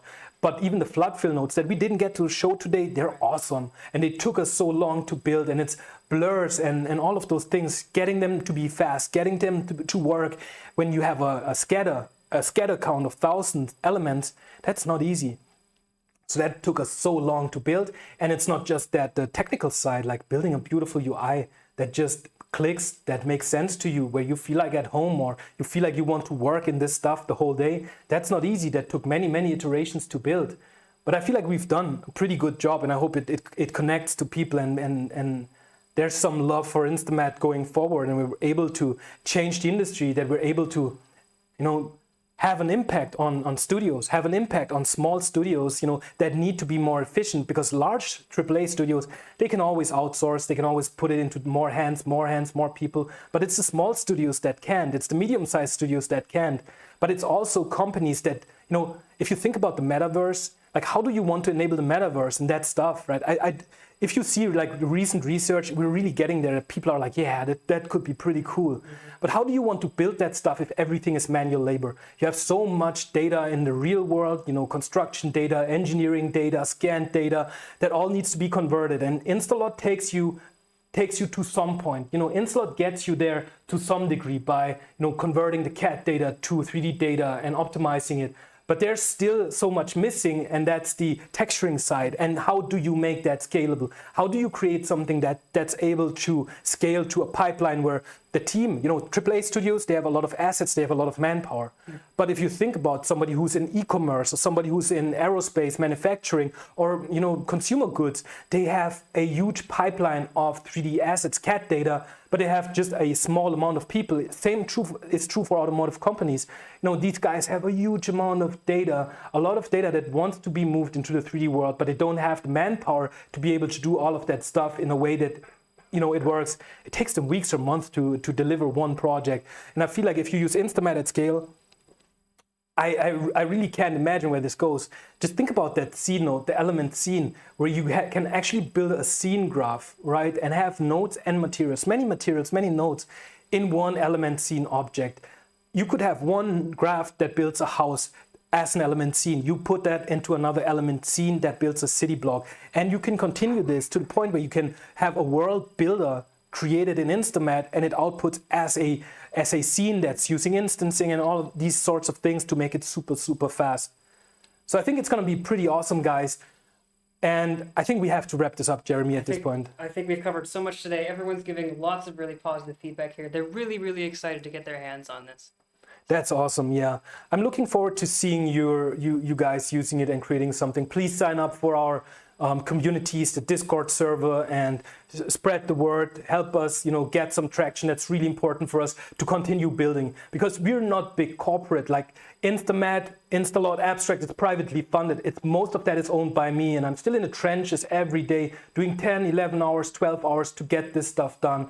A lot of the algorithms, a lot of the stuff you've seen are built by me. So it's one of those rare moments where the vision, the engineering, the product side, it's actually driven by the founder. And we have to keep that stuff alive and, build it bigger and bigger, because big corporate is ultimately only big corporate. We want to build products that just click with you guys, that are not just product driven, that fulfill some kind of a checklist that some meeting room was basically used to establish what's needed in the product. We do that based on vision. We do that based on need. We do that based on beliefs that, okay, that's going to change the game. I mean, seriously, it's going to take us some time to convince somebody to use it. But once they do, it's going to be real. It's going to be actual change in the industry. So support that, guys. Support us on Twitter. Support us on X. Yeah, I think it's the same thing actually these days. But support us where you can. Spread the word to your studio. Let us know how it works for you. Show what you're building. There's more stuff that we're building. There's going to be a huge community that we actually didn't manage to mention. It's Polyverse. You'll be able to share all of your content on a product we call Polyverse. That's going to be as game changing as InstaMAT or InstaLot for teams that have a shared library of assets, hosting assets, putting them into the AR, viewers out there. There's a lot that's coming from us this year, I hope. Somebody mentioned RSX Engine. I hope that's going to be our next project. We'll have to see. It's a lot of heavy engineering that we still need to do here. And a release like this is pretty intense for us. So please bear that in mind. It's a first version that's fully featured, and you saw it yourself. It didn't crash in an unscripted environment, but it doesn't mean it won't crash for you. So if something happens, just let us know, and let's try to make it as stable as we possibly can.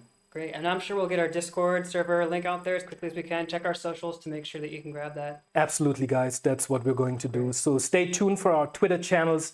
Subscribe to the InstaMAT community on the abstract community, and we'll have a lot of information for you guys soon. I hope you liked this live stream. It was very intense for me. My lips are starting to hurt. I don't know how you feel. People have been commenting on your stamina, Manfred. They're saying Really? it's incredible that you're even doing such a powerful presentation for almost 3 hours now. That's amazing. Yeah, truth be told, I could keep going, but the guys here are hungry. We have a live audience. We promised them pizza 2 hours after this live stream. We're 1 hour over, I think, at this point. All right, guys, so I do have to wrap it up. It was really fantastic doing this today. We actually forgot these things, guys. Where are the poppers? Let's pop these things. We're going to flip the switch now. So this is official, the release, guys. It's happening in this very moment. So I think it will take some time for the websites to change, for everything to be going live, but it'll happen. The caches will flush. So in 30 minutes or so, we're live. So this is it, guys. This new. You can go ahead, just launch the thing, man. So I want to see some confetti flying. Wow. That's insane. Yeah. Wow. I don't know if you guys can hear it. I'm sorry for the loudness, guys. This is pretty loud.